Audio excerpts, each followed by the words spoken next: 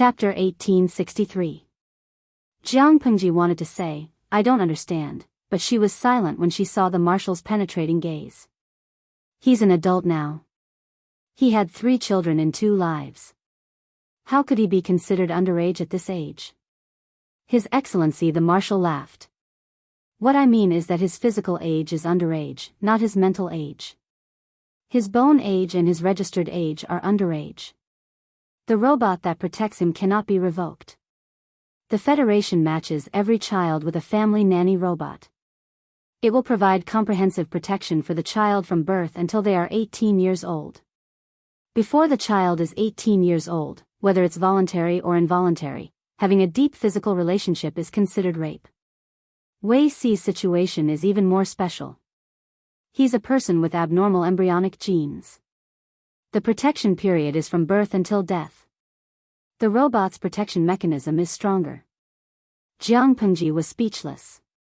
She had been bragging about the federal law for so many years. It was the first time she wanted to hammer the guy who made it to death. The Human Federation had comprehensive protection mechanisms for infants, toddlers, children, teenagers, and youths under the legal age. When a fully developed newborn comes out of the nursery, it will be matched with a family nanny robot. Not to mention strangers, even the child's parents can't hurt the child protected by the robot.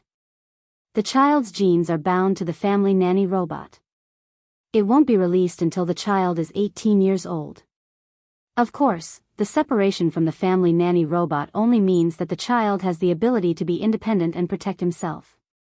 It doesn't mean that they are an adult. 2,000 years ago, the age of adulthood in the Federation was 35 years old. Later, because of the war and the further development of technology, it was lowered to 30 years old. Even so, Wei Xi was 1 year and 2 months away from adulthood. The most annoying thing was that he was a special agent. The standard of adulthood couldn't be measured by age. He still needed to pass the special department's intelligence and living ability test. Wei Xi was an ancient person through and through. He didn't even know how to boil water. How could she expect him to learn how to live normally before he was 30 years old? Jiang Pengji only had one thought in her mind. She wanted to curse him 10,000 times in his face. The marshal seemed to enjoy seeing Jiang Pengji's depressed expression. He smiled and added fuel to the fire.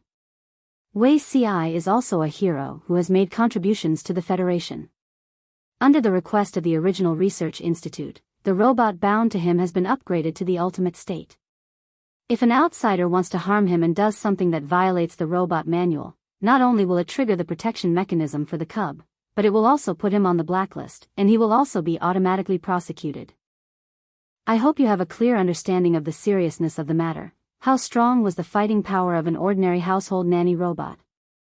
Jiang Pengji could not subdue her opponent without using her ultimate move. Only a small number of descendants of big shots could afford to use them because of their scarcity and high maintenance costs.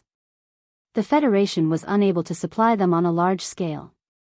They were fully equipped and had considerable combat power. It was not a problem for Jiang Pengji to defeat them, but the time it took to subdue them was more than enough for the robots to send out a distress signal. The nanny robots sounded the alarm, and the nearby patrolling security robots would swarm over. Smiley face angle, Jiang Pengji was speechless. In the eyes of the marshal, how lustful was Jiang Pengji. The marshal could not help but laugh. The future marshal of the Federation can't be tainted by such a thing. What do you think? She said. She just wanted to flip the table and smash things. Her legal partner of 2 lifetimes was now separated by a robot. The marshal, the old man, still asked her what to say. She said nothing. The marshal also knew that Jiang Pengji could not take his teasing. He laughed and ended the communication. Jiang Pengji was speechless. He's teasing you with the adjutant. Jiang Pengji looked at the place where the communication screen disappeared. A man with red hair and red eyes suddenly appeared beside her. Without a doubt, this man was the current sky brain of the Federation. Aren't you busy? Jiang Pengji could not help but roll her eyes.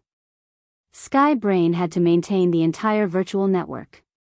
It was a huge project, yet it had the time to appear in front of her. After returning from the mission, Jiang Pengji found out about the relationship between Sky Brain and the ancestors of the Jiang family. She did not expect that she had a higher authority than the marshal. No, because the marshal still controlled the emperor's head blade that restrained Sky Brain was afraid of him. Therefore, Jiang Pengji and the marshal's authority were still the same for the time being. Unless Jiang Pengji became the next marshal. Sky Brain's cold face revealed a hint of a smile. From a certain point of view, you should be considered my descendant. Jiang Pengji was speechless. The ancestors of the Jiang family who married into the Jiang family 2,000 years ago are of the same origin as me. From this point of view, you are indeed considered my descendant. Jiang Pengji could not help but laugh. I thought it was a lie. I didn't expect it to be true. She was not curious about the history of the Jiang family. She was too lazy to find out who the Sky Brain brother who married into the Jiang family was. She only needed to know that Sky Brain was kind to her. That was enough. Of course, this kind of kindness was not much. If Sky Brain really valued the so-called descendants of the same origin, she would not be the only one left of the Jiang family's direct line of descent. Do you have a name? Sky Brain said, I don't have a name. If I really wanted to say a name, it's just a code name of King. After a while, Sky Brain asked Jiang Pengji, these old foxes of the Federation are really smart. They pushed you to the top. I guess they want to use this method to peacefully take back the authority that is in your hands. Aren't you angry at all about this? Jiang Pengji pouted. What can I do if I'm angry? Do you want to learn from your predecessor and rebel and cause trouble? That was obviously impossible. In order to maintain the current peace of the Federation, Jiang Pengji could sacrifice anything, including herself. The way the Federation dealt with it was considered mild. It was just a scheme. Jiang Pengji really had no need to be angry.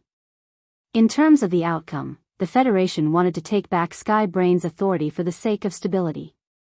But in terms of the process, Jiang Pengji would eventually become the marshal of the Federation with real power.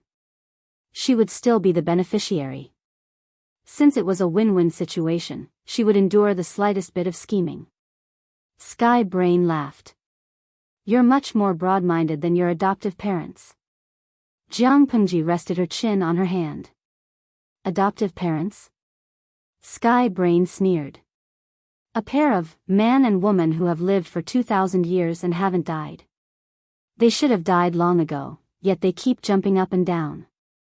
Jiang Pengji was speechless. It sounded like there was a lot of resentment. And then? Why do you say they are my adoptive parents? Sky Brain said, back then, the direct line of descent of the Jiang family suffered a devastating blow. They heard the news and rushed over, but they only had time to save you. They dug you out from the ruins of the machines and raised you for 2 years. But, you were born with the Emperor's fate, and they were outsiders. Raising you for a long time would affect your destiny, so they left you at the entrance of the orphanage. You know what happened next, so I won't explain more. Although it was said to let her live, it also ordered Sky Brain to secretly observe Jiang Pengji's growth progress.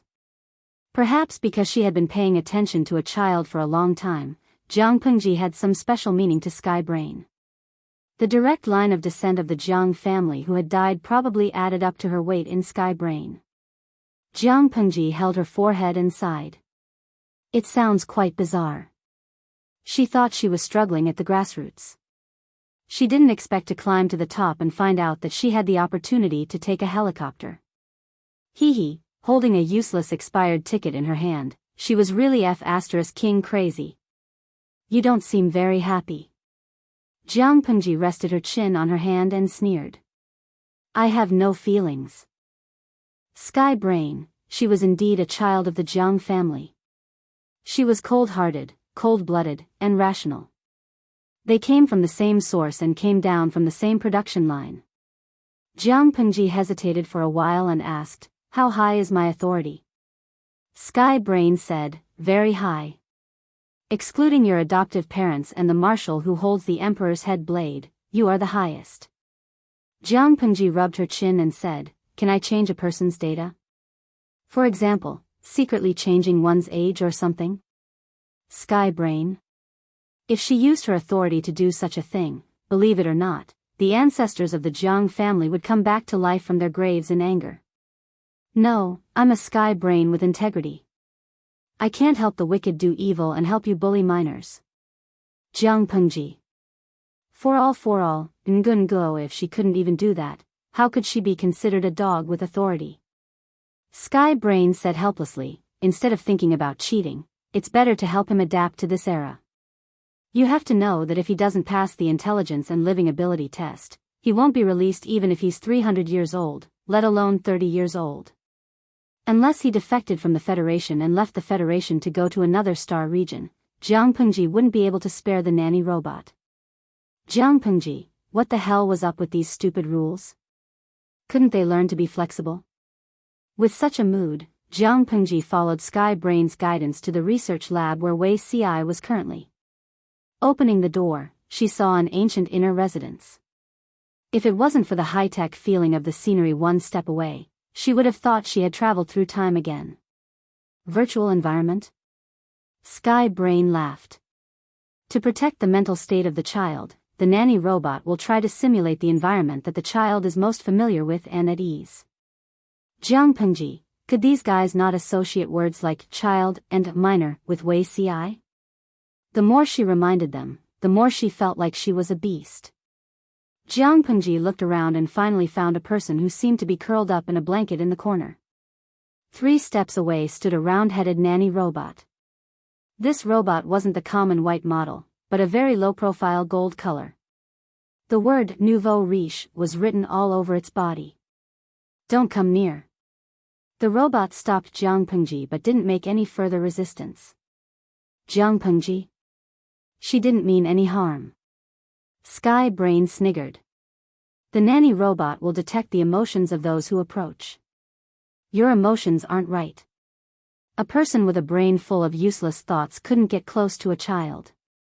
Jiang Pengji definitely didn't have any good thoughts at the moment. Jiang Pengji, she just wanted to hug Wei Ci. That was judged as useless thoughts. As she spoke, a head popped out from the blanket, revealing a pair of pure black and bright eyes. The eyes were too clean, so clean that Jiang Pengji felt unfamiliar, but she was sure that deep in the eyes was a soul she was familiar with. When their eyes met, the black-haired youth who was hiding in the corner hesitated for a moment, then suddenly pounced on her and hugged her, burying his head in her neck and shoulder. "Your Majesty. Your Majesty. Is it really you?" The youth's voice was also unfamiliar. Perhaps because he hadn't used it for a long time, it sounded hoarse and obscure. Jiang Pengji, she couldn't help but blink. Wei Ci's language at the moment was the elegant language of his previous life, not the federal common language. This meant that he had to learn from zero and understand this completely strange and dazzling world bit by bit. Before the age of 30, could he really pass the intelligence and living ability test? "Yes, it's me." Jiang Pengji raised her hand and rubbed the back of Wei Ci's head. She couldn't help but hug him back. Before she exerted any strength, the robot at the side began to sound a yellow alarm, indicating that she couldn't use more than a certain amount of strength on the child. Jiang Pengji, damn it, when Wei Ci becomes an adult, he'll definitely use more strength than this. Jiang Pengji explained in a few words and told Wei Ci that the world he was currently in was her hometown. Wei Ci's emotions calmed down and he was no longer flustered. God knows how panicked he was when he died of old age and closed his eyes. Instead of going to the underworld, he found himself in a strange white space. He was even stuffed into a strange and young body and soaked in a pink liquid without a stitch of clothing on him. The strange round-headed thing could speak, but he couldn't understand what it said. The people who came in later were dressed strangely, and he couldn't understand what they said either. He never thought that this would be the world from Her Majesty's hometown. Once he accepted this explanation, Wei Ci calmed down. He was less afraid of everything around him and more curious. Given that Wei Ci's situation was too special, Jiang Pengji applied to the Research Institute for Accelerated Language and Basic Knowledge. To put it simply, it was to instill some commonly used knowledge into his brain. It would take time to completely digest and master it, but it was more efficient and faster than self-study. This technique was targeted at people in a vegetative state who slept for a long time, or special people who were derailed from society for some reason. Of course, not all knowledge could be instilled. The amount of it depended on the surgeon's mental brain. Wei Si's mental strength was abnormally strong, and his innate mental ability was healing, so the absorption would be faster. What is this? Wei Si sat on the strange white chair obediently. He didn't dare to move his body, only turning his eyeballs to look up. His head was covered with a strange semicircular cover. Countless tentacles extended out of the cover, which made him shiver. These tentacles were similar to the tentacle tubes he saw when he woke up from the pink liquid. Jiang Pengji said, "It's a small surgery. Don't worry, I'm here with you." The two of them interlocked their fingers. Because it was Wei Si's permission, the nanny robot squatting at the side did not issue a warning. She could stabilize Wei Si's emotions, so the robot's judgment of her was safe. Jiang Pengji did not lie to Wei Si. The entire transmission process took less than 5 minutes. Wei Si shook his slightly dizzy head. Other than feeling a little sleepy, he did not feel anything else. Jiang Pengji then tried to converse with him in the common language of the Federation. Wei Si understood, but when he subconsciously replied, he used the elegant language from his previous life. After a while, he widened his eyes in shock. He actually understood those strange languages? The surgery was very effective, but to completely absorb and master it requires more practice. Wei Si was speechless. He seemed to have inexplicably learned an alien language. He could understand it, but he did not know how to speak it. Or rather, he knew how to pronounce it, but he could not speak it clearly when he opened his mouth. Under such circumstances, he could only practice more. There was no other shortcut. So magical. The famous foreign language expert of the Jiang dynasty spent his entire life to master 5 languages, but he learned one in less than half a cup of tea. Jiang Pengji could not help but laugh. There's something even more magical. I'll accompany you to familiarize yourself with it. From a certain perspective, she had been away from the Federation for almost 100 years. She needed some time to revise. Wei Si calmed his nervous and flustered heart and nodded heavily. A month later, Jiang Pengji looked at the brand new intelligence on Wei Si's wrist with satisfaction. As a dog with limited authority, Jiang Pengji got someone to put Wei Si's identity under her household registration and conveniently made him his guardian. Smiley face angle, yes, she, Jiang Pengji, became Wei Si's guardian and adopter before he became an adult. Today was the day they left the research institute. These days, Wei Si had been learning and mastering basic knowledge, such as how to dress, how to cook, how to order takeout, how to locate himself, how to call the police for help, how to log into the virtual network, and how to understand the price of goods in this era. But then again, Wei Si had a nanny robot to look after him 24/7. Did he still need to learn how to cook and order takeout? Jiang Pengji was somewhat at a loss about this setting. The robot's reply was that Wei Si was recovering well and he needed to learn to live independently as much as possible before leaving the robot. Smiley face angle, whether it was in ancient times or the interstellar era, money was the most important thing. Jiang Pengji let Wei Si connect his account and spend the money in it freely. She was also a rich person. An account that was not worth a few zeros was enough for Wei Si to buy and spend. What surprised her was that Wei Si's original account actually had a considerable amount of savings. She checked the statement and found that other than the recent transfer of $1 million, which was the reward for being a hero, there was a monthly transfer of 30,000 to 40,000 credits. It probably started when Wei Si, who was 212175, was 3 years old. The account that transferred the money was from a research institute. Jiang Pengji was speechless. She suddenly remembered what the marshal had said. Wei Si was not only a subject of observation by the research institute, but he was also a member of the research institute, helping them to earn money. Those words were actually not a lie. The nanny robot's reply also confirmed this. Because he did not have a spiritual consciousness, Wei Ci could not freely control the innate spiritual realm, but he could use special methods to guide it and make it work. The research institute needed this kind of power, so Wei Ci was classified as a member of the research institute. He received a monthly salary, all kinds of insurance and benefits were complete, and there was a bonus for completing a big project. There was also a New Year's money at the end of the year _ smiley face angle _ the most amazing operation was, Wei Ci's original nanny robot would also use the money as a guarantee. Why is there such a setting? Heavenly Brain said, because we are not sure how long he can work. In order to maintain the quality of life of such special personnel, the federal government allows the nanny robot to help them manage their accounts and carry out guaranteed financial management. However, most of the special personnel's accounts only have the guaranteed relief allocated by the federal government to ensure a normal life. Wei Ci is a special case. After so many years of financial management, his savings are quite considerable. Jiang Pengji was speechless. When Wei Ci heard about this, he asked if she could continue with the job. Can I still starve you? Wei Ci said, but it's rare to have a way to make a living. Naturally, I have to give it a try.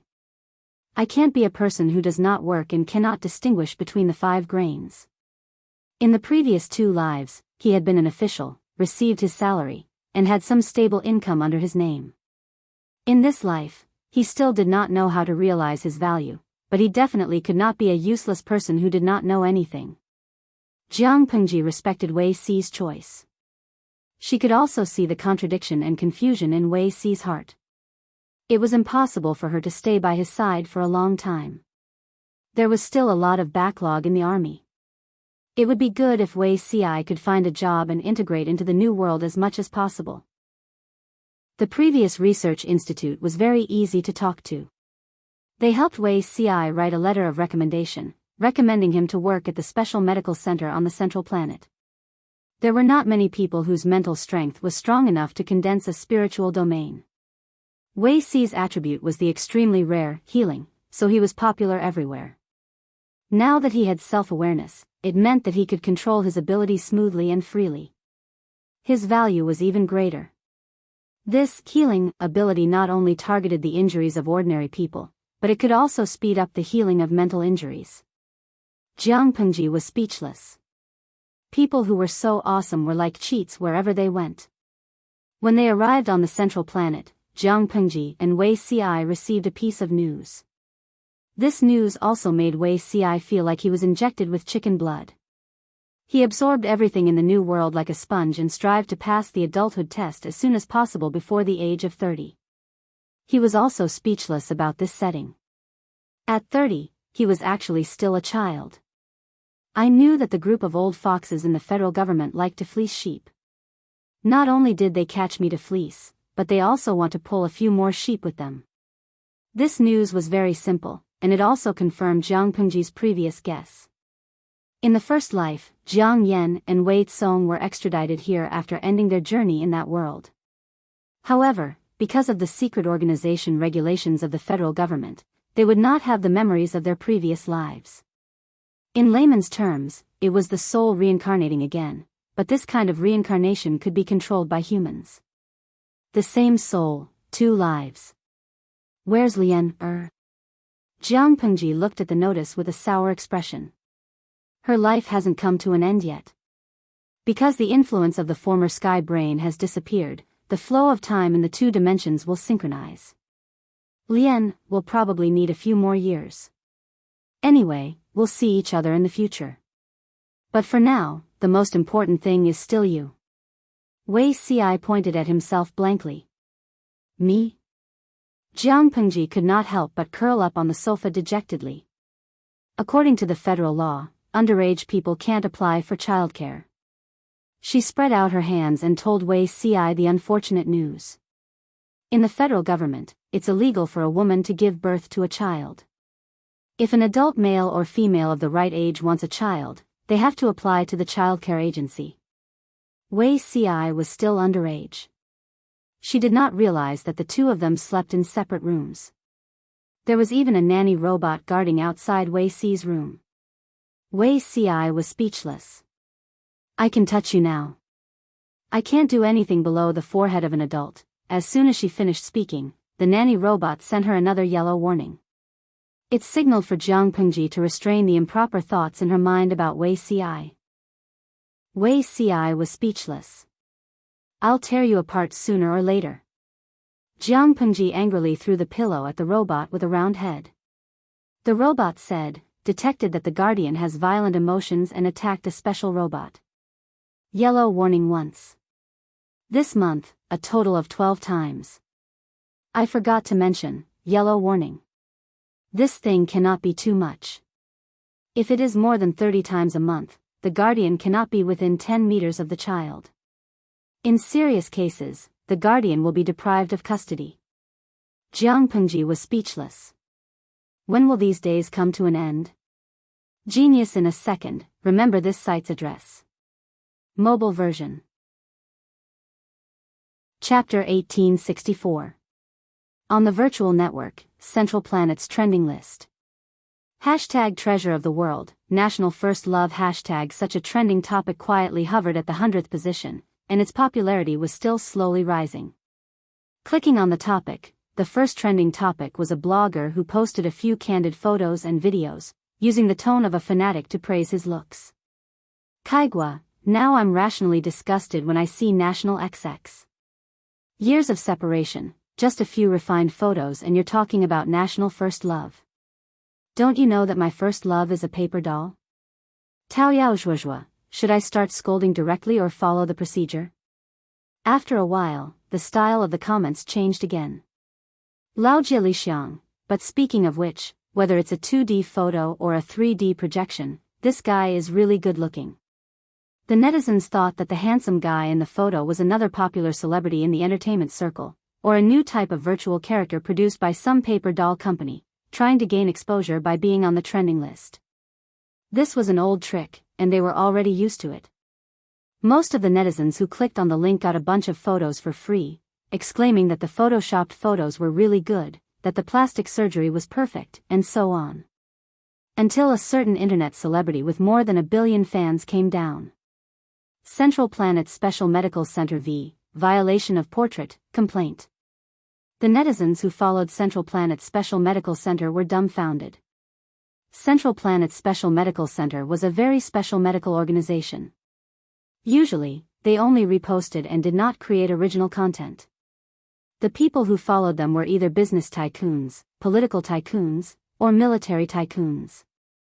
The official account looked very relaxed, but in fact, it was very powerful. It had been hundreds of years since the account was created, and the owner of the official account had changed time and time again.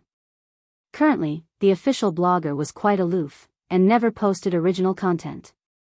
Reform Spring Breeze Mandy, oh my, is this Xiao Yang in real life? Guoli Cheng, this is the new blogger's first original post after taking office, right? Huiyuan Taoji, to let the blogger Xiao Yang personally reprimand him, this national first love has a background. Not long after Central Planet's Special Medical Center V posted his complaint, the original blogger's photos were deleted. Of course, there were some clever netizens who had saved the photos.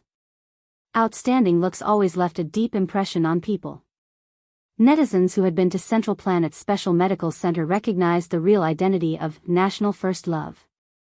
Fried String Bug Clan Kakakio, isn't this Dr. Wei Ci? The most idiotic netizen, I was slacking off at work and climbed up to have a look. I didn't expect the treasure boy that I'd been keeping for so long to be exposed.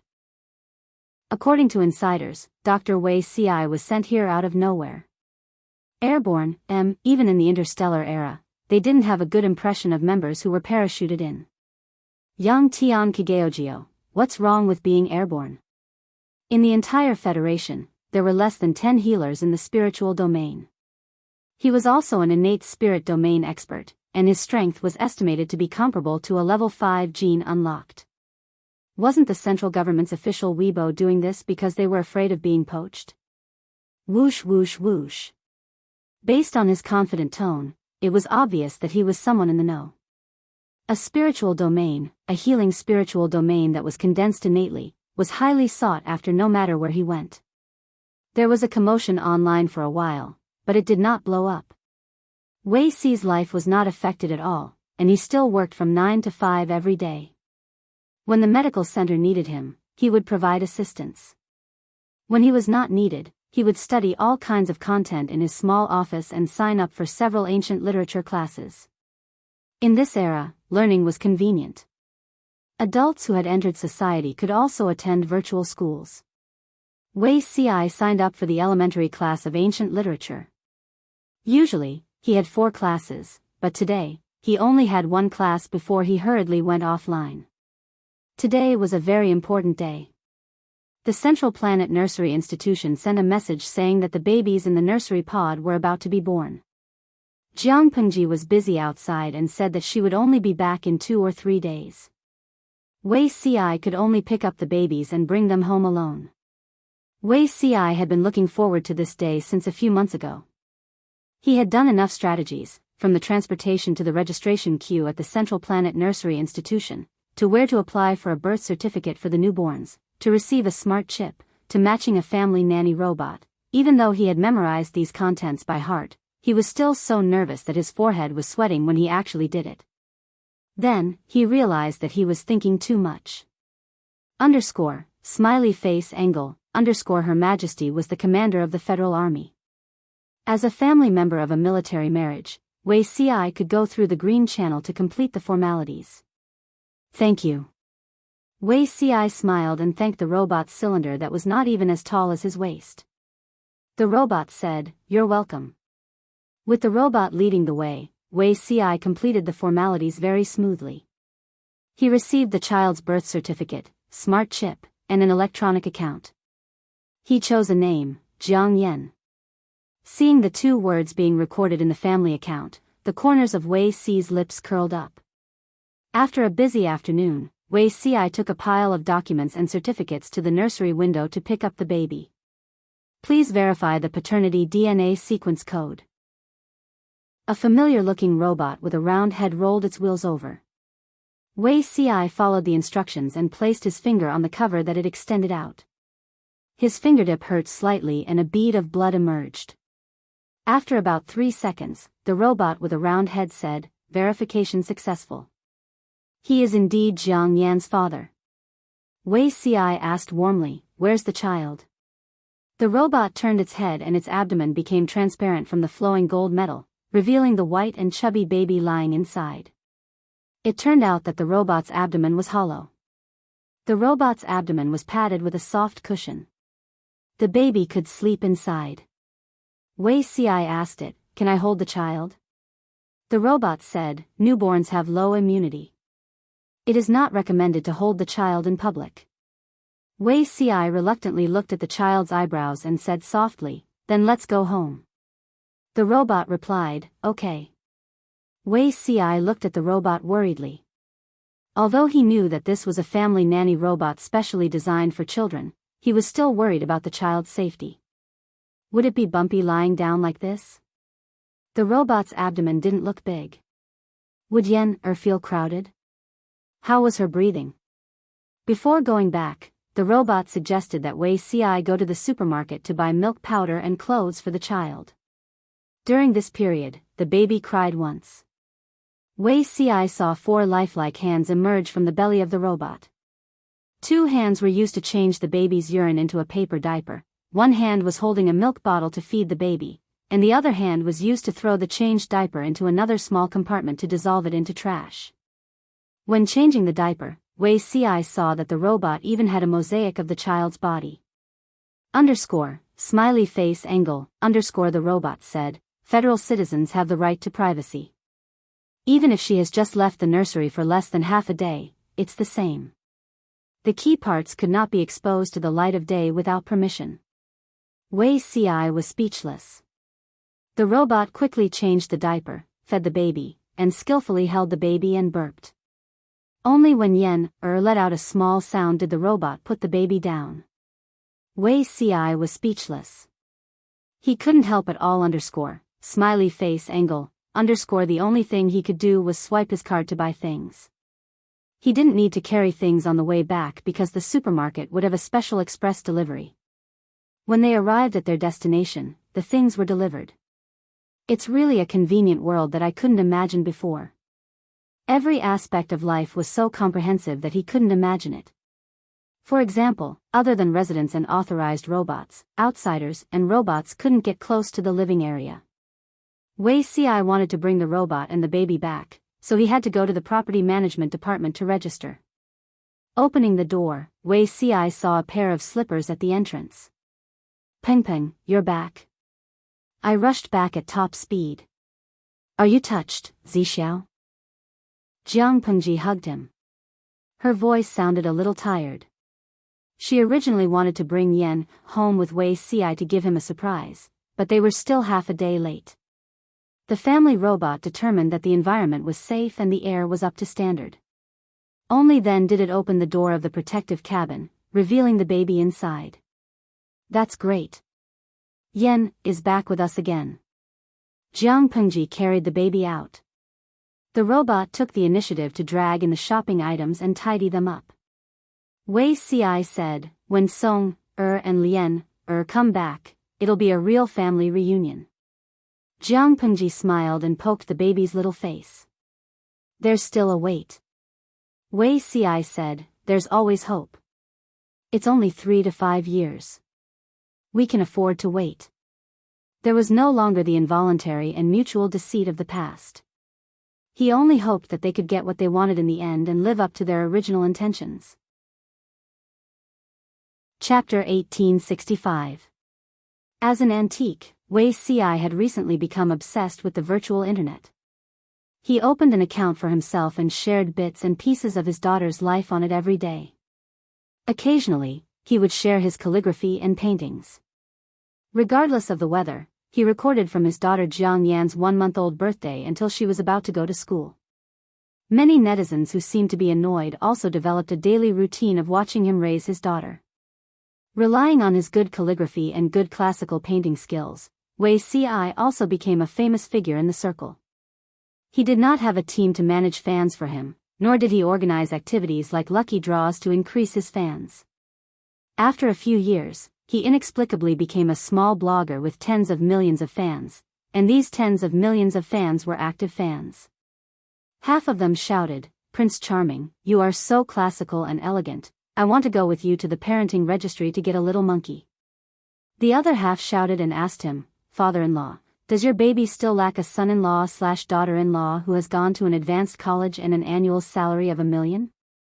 Other than working at the special medical center on the central planet, he would also take on commercial calligraphy and paintings when he had nothing to do, such as inscribing words, writing couplets, or painting. Needless to say, after a few years of accumulation, the money he earned from his calligraphy and paintings had actually saved up a large sum of money. As a famous figure in the circle and a rare antique figure, Wei Ci's calligraphy was valued in the tens of thousands, and the price of his paintings also started from that. "I always feel that I'm being overcharged." Wei Ci did not understand commercial calligraphy and paintings when he first took on them, so he mentioned it during the daily video call with Jiang Pengji. Jiang Pengji turned around and sent someone to check the market price. She set a price for him that was higher than a newcomer's, but slightly lower than the standards of a god. Wei Ci felt that the price was too high at one glance. He was not a famous artist, and his calligraphy and paintings had no collectible value. Wouldn't the customers scold him if he set such a high price? Jiang Pengji said, "It's worth this money. If they want to buy it, then buy it. If not, then forget it." Zixiao's hands are precious. The husband and wife could talk every day and hug each other at close range through the virtual network, but they still spent more time apart. Jiang Pengji was busy outside. She was either on the way to war, patrolling, or conducting military exercises to intimidate the borders. The way the war was an eye-opener for Wei Ci. At the same time, he knew that the danger was incomparable to his previous life. He wanted to help, but he also knew that he did not have the military foundation of this era. He could only work hard to take care of himself and his daughter so that His Majesty would not have any worries. Fortunately, there weren't many major battles left. There were only some remnant soldiers who were stubbornly resisting and struggling at death's door. As the leader of the First War Corps, Jiang Pengji was bound to be at the front line, but it was unlikely that she would be personally involved. Her safety was still guaranteed. Wei Ci did not often accept commercial calligraphy and paintings. Most of the time, he amused himself by drawing all kinds of faceless women smiley face angle, he did not dare to draw the face, for fear that the identity of the person in the painting would be recognized, which would then bring danger to himself and his child. In order to conceal his true purpose, he would also mix in a lot of other content. There were both ancient and modern people in the paintings. There was a dragon robe that represented the emperor, and there were also commoners wearing short clothes. There was a special military uniform that represented the leader of an army, and there was also a casual dress with a shirt and a short skirt. The content of the paintings did not have a fixed theme. Her fans jokingly called her Mrs. Big Tentacle, who relied on her conscience to generate electricity. Wei Ci, at first, he was annoyed by the feminine nickname Madam, but later he realized that it meant big. Smiley face angle, the people of this era were quite interesting. Daddy. Wei Ci had just put away the brush and tidied up the messy desk when the door to the room opened automatically. A fair and plump girl walked in. Yen, Wei Ci's mood jumped a lot when he heard this form of address. Although it was not the first time the child had called him Daddy, every Daddy made him feel satisfied and happy. In his previous 2 lives, because of his identity and the situation, Wei Ci could only respectfully maintain a distance between him and his own flesh and blood. Fortunately, the heavens took pity on him and he could actually live another life, completely making up for his previous regrets. Yen, was holding 2 exercise books made of imitation paper and a small pen in her little hand. She looked up at him seriously and said, Daddy, I've finished my homework. Her pair of watery eyes were like the freshest, most moist black grapes, and her gaze could melt a person. She looked forward to Wei Ci's commendation and praise, and Wei Ci was not stingy. He lifted her up high. The family nanny robots of this era were too powerful. They could take care of the children when they could only lie down. They could take care of the children when they started to turn over and crawl. When the children learned to walk, they could still be busy and considerate. Even when the children were just learning to speak, they would guide the children to speak. When Jiang Yen was 1 year old, the robot said that she could start early education. Wei Ci was eager to show off his talents, but the robot took care of everything. Wei Ci was speechless. The only thing that was gratifying was that Jiang Yen liked him even more. Every day, she seriously completed the learning content that the robot arranged for her. She would also look for him to hug and praise and learn the 4 arts from him. The robot was not equipped with these skills, so naturally, it could not compete with Wei Ci. This is Mommy. Jiang Yen nestled in Wei Ci's arms and looked at the painting that had just been drawn on the table without blinking. She raised her hand and pointed at the woman in the painting. She said clearly, "When will Mommy come back?" Wei Ci stroked her hair and smiled. Not for the time being. Jiang Yen was a little disappointed, but she still asked seriously, "Is it because you have to protect Yen, and the other babies?" Wei Ci never avoided the fact that Jiang Pengji could not accompany the children for a long time. He also would not lie to the children and tell them that their mother could come back. To the children, a white lie was deception. It might be more hurtful than telling them the truth directly. Yes, Mommy is a hero. Not only does Hero have to protect our Yen, but he also has to protect more babies of Yen's age. Jiang Yen was young, but she knew that the Hero was a very impressive person. It was just that she really missed her mother. That was why she begged Wei Ci to draw a picture of a family of 3 with her today. Wei Ci looked at his daughter's painting and proudly showed it off to the netizens. "Oh hey, looking at my wife's diary, I want babies every day. It's great to raise a daughter." It was important to know that young people in this era rarely took the initiative to have children. However, looking at Wei Ci's daily life, it could be said that there were thousands of young fans who joined the army of raising children. It could be considered as a small contribution to the growth of the federal population. I soar back, QAQ, my wife is really cute. Her painting skills are like her father's. She will also be famous in the future. Reform spring breeze blows Mandy, speaking of which, there's something very strange. My wife has never talked about her partner, but the baby's mother is always present when he draws. It makes one wonder if there's a conflict between the wife and her partner? Pinching a lotus flower Xiao Hongchen, what's there to be suspicious about? How can there be a proper marriage these days? Don't everyone go to a nursery to get a child? For adults, the child is their own child.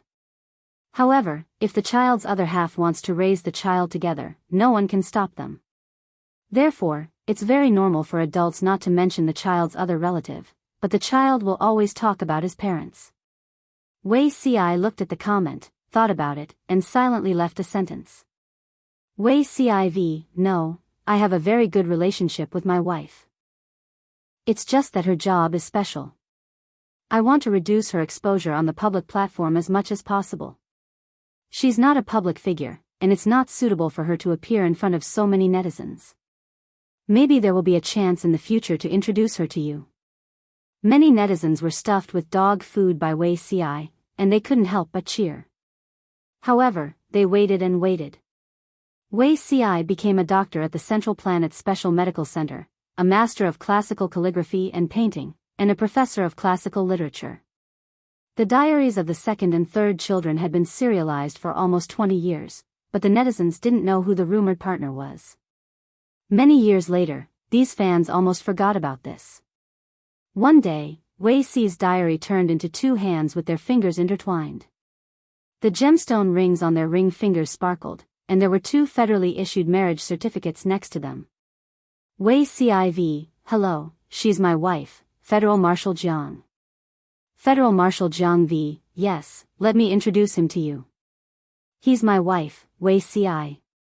7th Army Jiang Yan V, let me introduce him to you. Federal Marshal Jiang Wei Ci, these two are my parents. Fresh graduate Wei Tsong V, let me introduce him to you. Federal Marshal Jiang Wei Ci, these two are my parents. Jiang Lian V, let me introduce him to you. Federal Marshal Jiang Wei Ci, these two are my parents. Federal citizens? #shocking. The parents only cared about showing off their love in public, but the three children were abandoned? #genius 1 second to remember this website's address. Mobile version, M. Chapter 1866. In September, the chrysanthemum crab was fat. Sure enough, the crabs are the fattest in this season. There was a popular food street near Tianhua University. There were all kinds of food stalls on both sides of the street. It was a lively scene every day. The crab dishes here were famous both at home and abroad. Every year, countless people would come here to taste them. In addition to the unique taste of the crab dishes, there was also a historical reason. It was said that the crab dishes here were developed with the help of the famous historical figure Yang Si. The taste was the most authentic. Perhaps because of these reasons, the people in this city had the habit of eating crabs in September.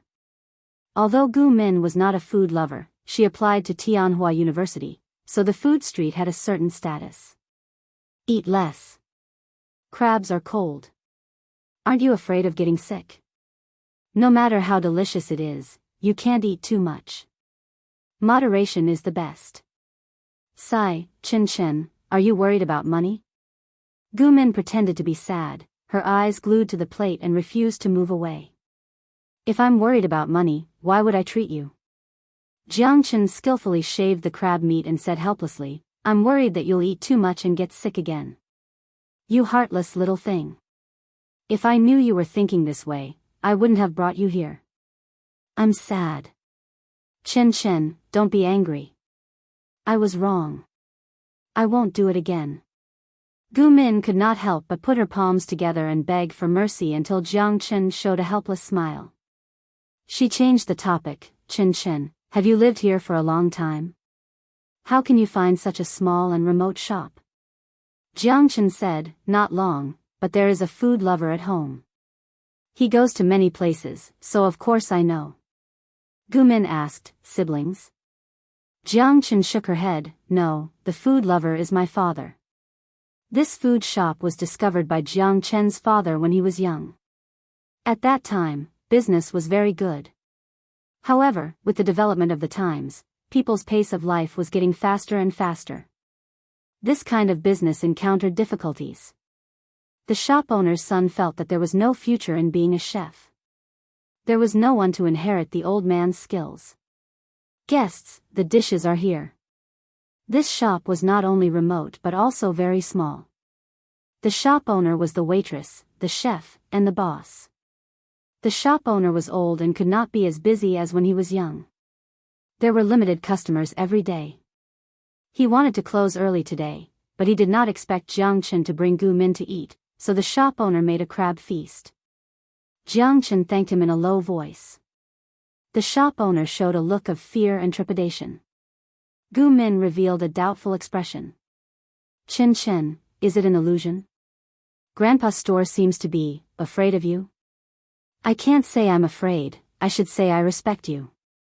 Jiang Chen's expression was calm as she said, I saw wrongly. The old man just looked stern.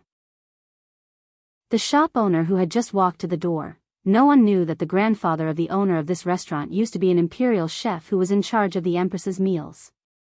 However, it didn't take long for the Empress to establish a constitution, which reduced the number of people in the palace even further.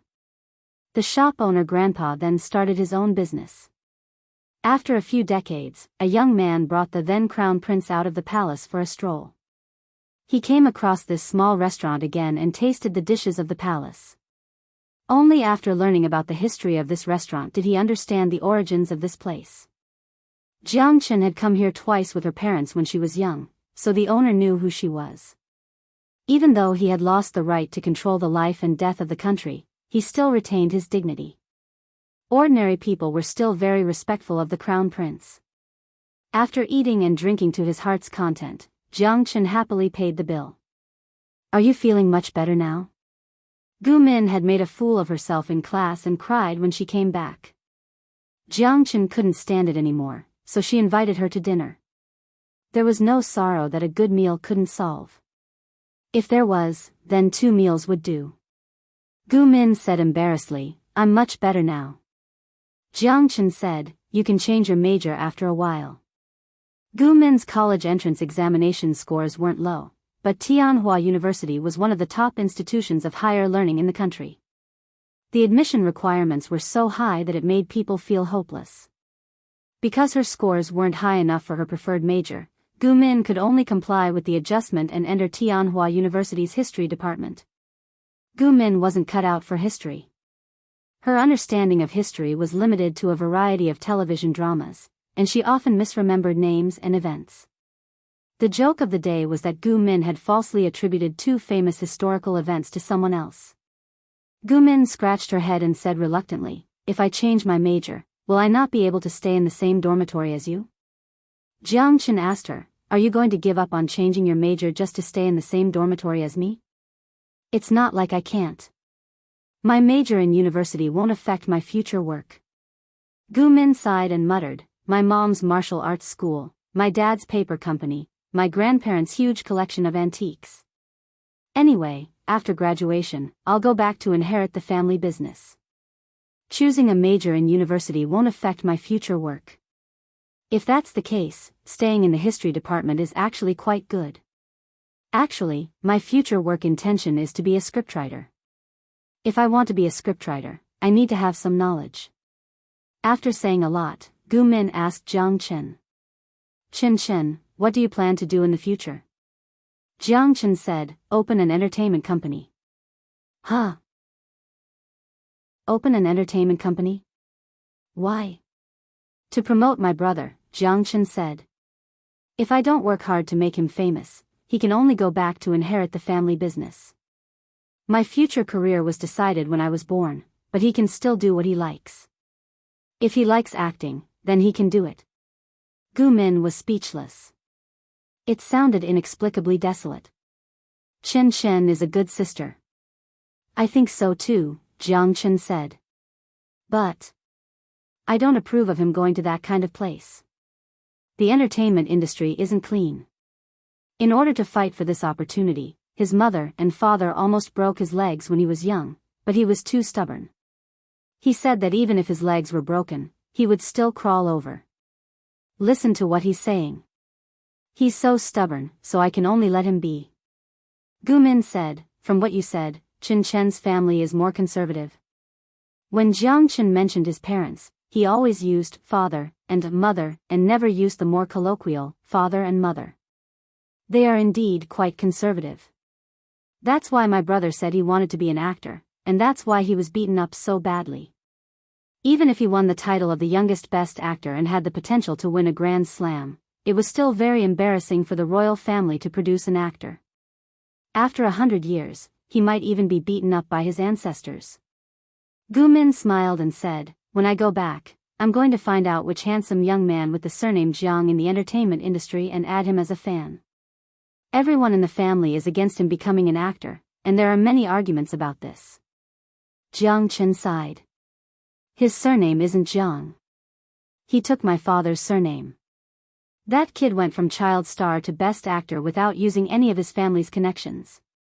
He would probably have to wait until he reappeared in the public eye as a prince of the royal family before everyone would know his true identity. I'm very curious. Since Chen Chen's family is so conservative, why would your brother want to be an actor? Jiang Chen said, the more my mother is against something, the more tempted he is. Every time, he's on the verge of breaking his leg. After all these years, he didn't break his leg. It was probably because the spirits of his ancestors in heaven were protecting him. Gu Min and this roommate of hers had a very good relationship. The two of them would always go shopping together during the holidays. The only way to solve my worries is to get rich quickly.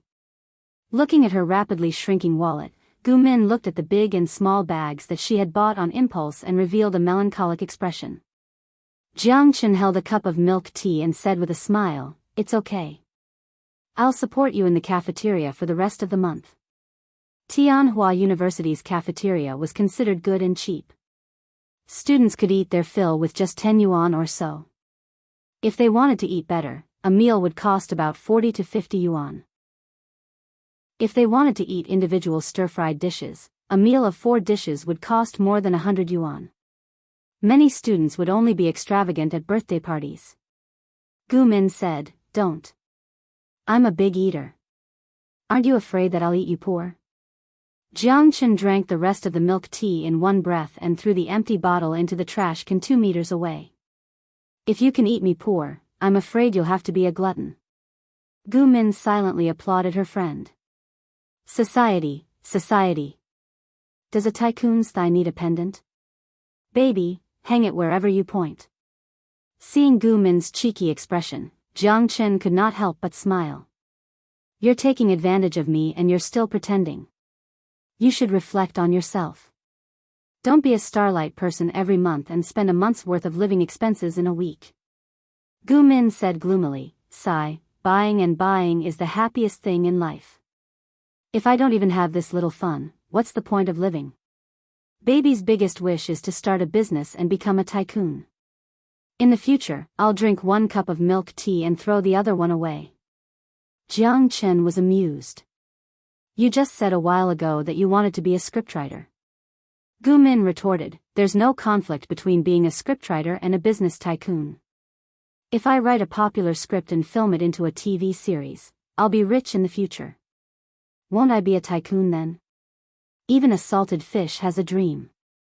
Chen, don't be cruel and burst my dream. Jiang Chen was about to say something when she heard some noise from the wireless earphones on her ears. Her expression darkened a little.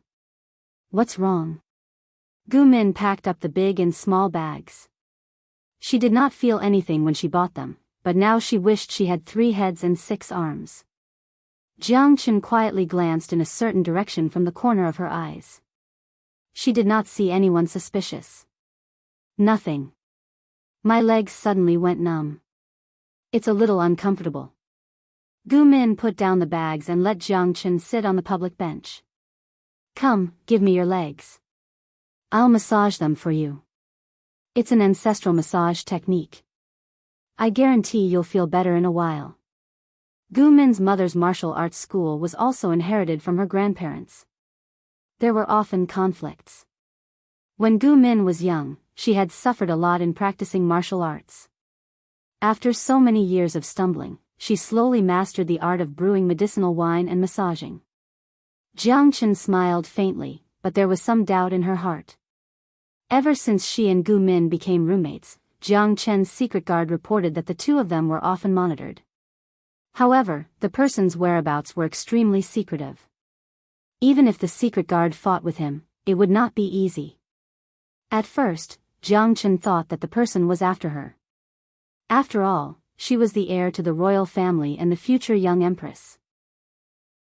It was hard to guarantee that there would be people with more extreme political leanings who would attack her. However, after the secret guard probed and investigated, he was shocked to find that the person was after Gu Min. Jiang Chen secretly became suspicious. She sent people to investigate Gu Min since she was young, but nothing unusual was found. The person who followed Gu Min was also very strange. He did not have any intention of harming her. Instead, he seemed to be a Miss Tian Luo. There was one time when Gu Min had stomach problems. Jiang Chen had classes in the afternoon. When she returned, Gu Min thanked her for ordering stomach medicine and lunch. At the beginning of the month, Gu Min's period came. It was only when she went to class that she realized something was wrong. When she went to the toilet, she found that there was an extra pack of soft little angels in her school bag. Because it was Jiang Chen's favorite brand, Gu Min thought that it was Jiang Chen who prepared it. There were some things that Jiang Chen had done, but there were some things that Miss Tian Luo had framed her. Min, I want to ask you something. Jiang Chen felt very comfortable in her calves. She was even more curious. Gu Min's family background was very good. Her ancestors were also small officials. Other than that, there was nothing special about her. Why would that mysterious Miss Tian Luo have her eyes on her? This matter had to be clarified. Only by knowing the real purpose of this Miss Tian Luo could she be at ease. Chen, ask away. Are your legs still numb? It's okay. They're much better. Jiang Chen probed, have you noticed that there's something strange around you? For example, are there any familiar people who are always wandering around? To be honest, I've seen them a few times, but they're very elusive. It doesn't seem very safe. A strange place and familiar people? I don't think so. Gu Min thought carefully and said uncertainly, if you really want to talk about strange things, there should be one. When I was young, I went to a kindergarten for the rich. The parents of the children there were very well off. One time, there was a kidnapping case. I was accidentally injured and taken away. The next day, the kidnappers died on the rooftop. I don't know who did it. Jiang Chen also found out about this kidnapping case. Because the police couldn't find any clues, they could only close the case in a hurry. Until today, they still didn't know who killed the kidnappers. But after calculating the time, Jiang Chen felt that this person shouldn't be Miss Tian Luo. According to the investigation of the hidden guards, Miss Tian Luo was a skinny man who was about 1.85 meters tall. According to the skin condition of his palm that was exposed during the fight, he should be between 20 to 35 years old. At this age, it was impossible for him to be the person who killed the kidnappers. Other than that, is there anything else? Gu Min pretended to be resentful. I'm just an ordinary civilian. How could I have encountered anything special?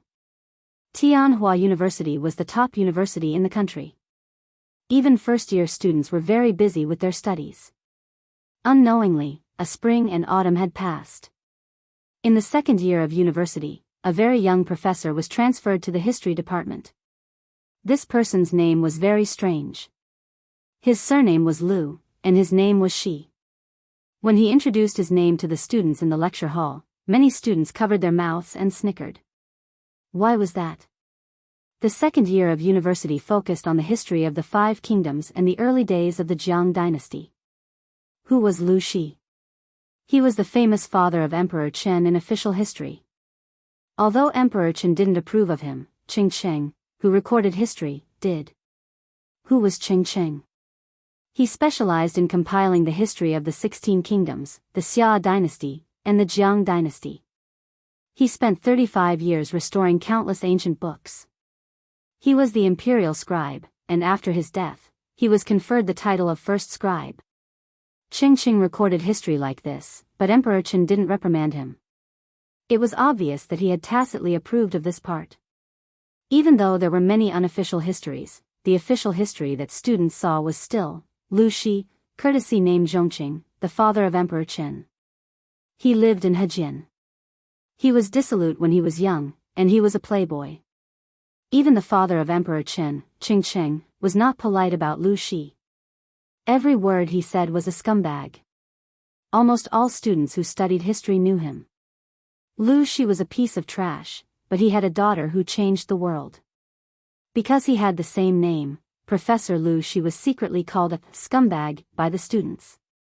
Lu Shi was very young. He looked like he was in his late 20s. He was gentle, good-looking, and had a refined and outstanding temperament. The students gave him the nickname scumbag, but Lu Shi wasn't a scumbag. On the contrary, he kept his chastity and wouldn't easily be alone with female students. If a female student pursued him, he would reject them without hesitation. "I'm sorry, I already have a sweetheart. I'm planning to get married next year, but I'm afraid I'll have to disappoint you." Many girls' hearts were broken by this answer. Many girls could only wish Lu Shi and his fiancée a lifetime of happiness with tears. It was strange. Although Lu Shi always said he had a sweetheart, none of the students had ever seen the girl visit Lu Shi. It was Lu Shi's class that day. As the most handsome student in the history department, many students came because of his reputation. The lecture hall was full. However, not all students would be seduced by his beauty. Gu Min was one of them. She was sealed by the quilt in the dormitory and didn't want to go to class, so she asked Jiang Chen to sign in. She didn't expect Lu Shi to find out. Lu Shi smiled and asked Jiang Chen to pass the message. "It's not good to skip class. Please ask Gu Min to explain after class. If she's sick, please ask her to bring the doctor's certificate." In order not to deduct her credits at the end of the term, Gu Min could only bite the bullet and talk to Lu Shi to see if he could make an exception. Lu Shi looked very serious when he was angry, and Gu Min was most afraid of this kind of person. Lu Shi, as a professor, couldn't be too harsh when a student came to ask for mercy, but he still gave Gu Min an ultimatum. "If you promise not to be absent from class from now until the end of the term, I can consider forgiving you for skipping class." Gu Min wanted to say something but stopped. She could only agree with a bitter face and repeatedly promised that she wouldn't skip class again. "Professor Lu, I know I was wrong. I won't do it again." Gu Min wished she could point 3 fingers at the sky and swear. Lu Shi smiled meaningfully. "I believe that Gu Min has a heart of repentance. I believe that you won't let me down." Gu Min nodded quickly. "From now on, turn over a new leaf. Study hard and make progress every day," Gu Min assured Lu Shi. As soon as she stepped out of the office, her shoulders drooped and she looked listless. Back in the dormitory, Jiang Chen saw Gu Min's lifeless face. "I've already signed in for you, but Professor Lu Shi seems to know you. He saw whether you came or not."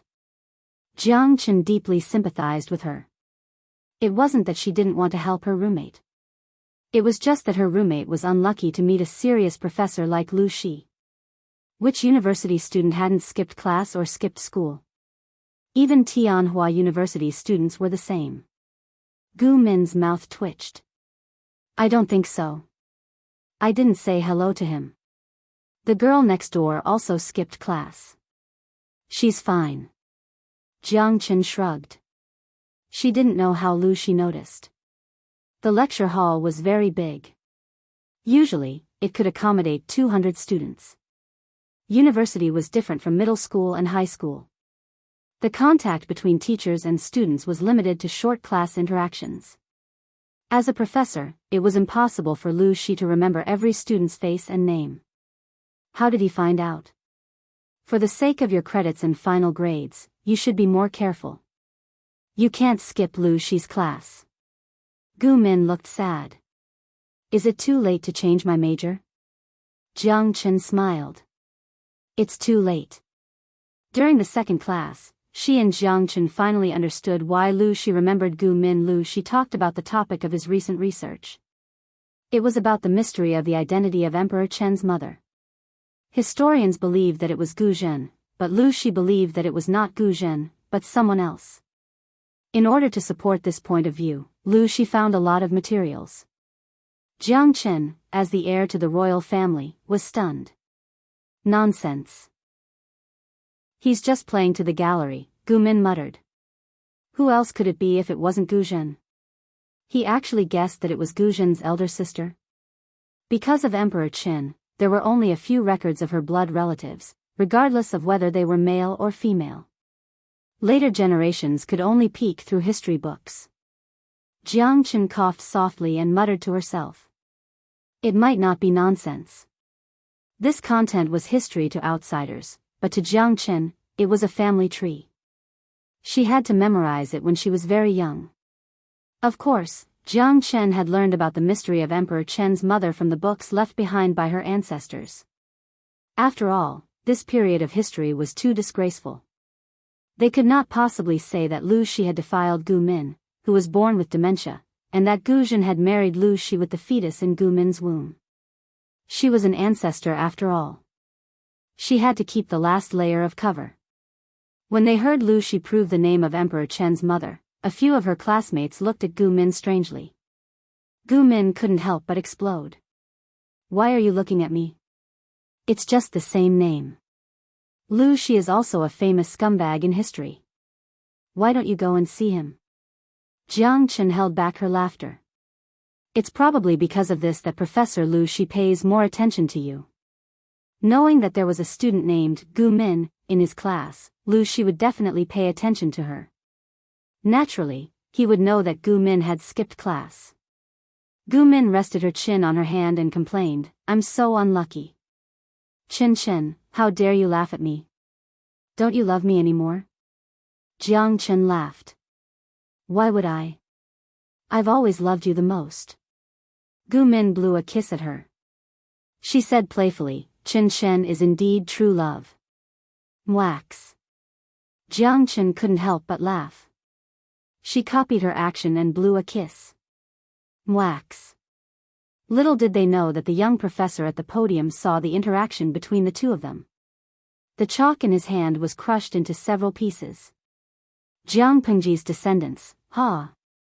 They were indeed of the same bloodline. An eyesore. Jiang Chen seemed to feel something. She glanced at the podium and found that Lu Shi was lecturing with a smile on his face. There was no flaw in his act. Gu Min had been targeted by Lu Shi. She couldn't skip class, and he liked to ask her to speak in class. For the sake of credits, Gu Min could only grit her teeth and go back to the dorm to curse Lu Shi. If it weren't for Chen, I would definitely change my major and stay away from Lu Shi. Gu Min's acting was poor. She hung half of her body on Jiang Chen. She did everything she could to act cute, which made Lu Shi even more upset. How old are you? Why are you still calling me a baby? Gu Min looked heartbroken. Didn't we agree to be each other's babies? You think I'm old now, don't you? Jiang Chen sighed. She couldn't do anything to the mischievous Gu Min. Many college students were night owls. Gu Min and Jiang Chen were typical examples. However, the former was addicted to TV shows and had a profound cultivation ability. The latter was always holding a super thick book and reading late into the night. Gu Min had always teased herself. She said that it was easy to become immortal if one was too powerful. She always used this to persuade Jiang Chen to sleep early and wake up early. In the end, Jiang Chen didn't ascend, but she did. Please remember this book's domain name. Jiutian Shenhuang mobile version website. Chapter 1867. As a famous noble clan in Langya County, the Gu clan had many members and many famous scholars. They were very famous in the royal court. This was the Gu clan in the eyes of outsiders. However, the Gu clan in Gu Min's eyes was different. The etiquette was complicated, and the atmosphere was heavy. Everything was so heavy that one could not breathe. Everyone in the Gu residence knew that the First Lady had caught a cold after falling into the water. She had just returned from the gates of hell after much difficulty. However, after she woke up, her temperament had changed drastically. The old master and madam suspected that some evil spirit had gotten close to the First Lady and secretly invited a few esteemed monks to take a look. In the end, they were told that the First Lady's lost soul had returned. Perhaps it was a blessing in disguise. Now, her mind was much more mature than other children her age. Indeed, everyone in Langya County knew that the eldest daughter of the Gu clan's first wife was a fool. If she had not been born in a noble clan, she would have been abandoned long ago. If the clan did not have some spare cash, how could they afford to raise a girl with a lost soul? First Lady, don't ever go near the pool again. If anything happens, this servant will be punished. When the maidservant saw Gu Min sneaking closer to the pool again, she was so frightened that she turned pale. She wished that she could kneel beside Gu Min and beg her. Gu Min retracted her leg in embarrassment. Her childish face, which was faintly tinged with green, revealed some reluctance. Never mind. Get up. I won't go near it. Only then did the maidservant get up. Afraid that Gu Min would regret it, she led her away from the pool in the courtyard. As Gu Min walked, she turned her head and saw some tools beside the pool. When she thought about what she heard in the morning, she felt confused. Ah, no, I just heard someone say that Father and Mother are going to send people to fill up the pool. After filling up the pool, she really did not know how to go back. With this thought, the confusion in Gu Min's eyes deepened. A few days ago, Gu Min cultivated until 3 in the morning before sleeping. As she felt sleepy, she vaguely felt a sharp pain in her chest. When she woke up, she discovered that she was no longer in a university dormitory. Instead, she was in an ancient lady's chamber. A group of unfamiliar women surrounded her, chattering like there were tens of thousands of ducks. Gu Min felt very strange. One moment, she felt cold like she had fallen into an ice cave. The next moment, she felt hot like she was being roasted on a grill. Soon, she fainted again. When he woke up again, he was still in that strange room. She was shocked to find that she had turned into a 5 or 6-year-old girl. When she opened her mouth to speak, not only was the maid serving the little girl not pleasantly surprised, she even screamed and staggered away to call for help. Later, he found out that the girl was mentally retarded. She couldn't speak or recognize people. She could only drool and couldn't control her bowels and urine. Gu Min was very worried that she would be regarded as a demon and burned to death. Fortunately, the eminent monks she invited all said that she was a lost soul that had returned and was not possessed by a demon. The girl's parents also accepted the monk's explanation, and they loved Gu Min even more. For the sake of her own life, Gu Min could only swallow her words and explain herself. She stayed quiet for 2 days.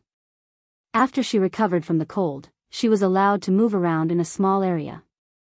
Her parents, relatives, and friends were all 300 years in the future. Gu Min was like a lonely soul in this strange era. She tried to find a way back, and from time to time, she would sneak into the pond where the girl had fallen into the water to take a look. The maid discovered her intentions and was afraid that something would happen to her again, so she could only keep an eye on her at all times. However, if Gu Min wanted to find a chance, how could these maids stop her? On the 7th night of her transmigration, Gu Min secretly jumped into the pond. The movement of falling into the water attracted the servants who were patrolling the night watch, and she was fished out again. "My daughter, how could you be so cruel to leave your parents?" Gu Min stared blankly at the strange woman, and suddenly felt a little ashamed. No matter what, she had occupied the body of the woman's daughter, and even used this body to commit self-harm. It was indeed wrong. But, she wanted to go home. She missed her parents, grandparents, and Chen Chen. She missed the university, the dormitory, and the annoying classes. Gu Min had always been optimistic, but at this moment, she couldn't help but cry, and big tears dripped from her eyes. I want to go home, I miss home, Mother Gu also cried uncontrollably. My daughter, your parents are here, and your home is here. Where do you want to go? Although this daughter was mentally retarded, Mother Gu never despised her. She spent energy and effort on her, and she loved her very much. Finally, the lost soul came back, and her daughter became normal again, but she still wanted to go home and leave them. Hearing this, Gu Min cried even harder. She remembered clearly that when she fell asleep, she felt a faint pain in her chest, and she felt weak all over. She probably died suddenly from staying up late. This meant that even if she found a way to go back, she probably wouldn't be able to. After crying for more than 2 hours, Gu Min nestled in Mother Gu's arms and fell into a deep sleep. When she woke up the next day, her nose was blocked, and her throat was hoarse. Even though she had given up, it still took her half a month to accept reality. Gu Min carefully tested the maid who served the girl, and used her limited historical knowledge to speculate about the dynasty she was in. The result was surprising. She had transmigrated to more than 300 years ago, and there were still 30 to 40 years before the chaos of the 5 kingdoms. Why is it this dynasty? Gu Min's little face scrunched up. Even if it was 30 to 40 years later, it would be fine. If she was in the same era as Emperor Qin, Gu Min would be more balanced, or if she transmigrated to the dynasty under Emperor Qin, and it happened to be before the chaos of the 5 kingdoms, even if Gu Min didn't have a good record in history, she knew how terrible this period was for women. Women were like goods. No matter how high their social status was, they were just goods of a higher class. Accustomed to the convenience of modern society, Gu Min couldn't adapt to this backward era. Mother Gu and Father Gu could also see her uneasiness, and they tried their best to satisfy their daughter's needs. As long as she didn't seek death, everything would be fine. For safety's sake, Mother Gu sent people to fill up the pond and change it into a martial arts field. Yes, a martial arts field. Gu Min found an excuse and said that she wanted to practice martial arts. After strengthening her body, she would spend more time with her parents. After acting coquettishly, she finally persuaded them to agree. How can I live without martial arts? Gu Min learned martial arts from a martial arts master. On the surface, she was learning ordinary external martial arts, but she was secretly learning the technique of physical training. Emperor Chen, please forgive me. In order to survive, I will practice the technique of physical training first. I will definitely not steal the copyright of your creation. The technique of physical training originated from Emperor Chen, Jiangpengji. It was said that she had specially created it for women, and there were many benefits to practicing it. History also proved this. The rise of women's status could not go unnoticed because of the technique of physical training. From the establishment of the Jiang dynasty to the modern era, it had always been compulsory for girls at the age of 5 or 6. According to scientific research, the technique of physical training could not only improve a woman's physical fitness, but it could also improve her genes.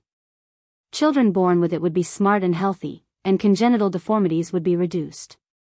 As a person from the future, Gu Min naturally knew that the world would not be peaceful for long. As a woman, it was not enough to just have power and status. She also needed absolute strength to protect herself. Otherwise, once the chaotic era came, she would be in a very dangerous situation.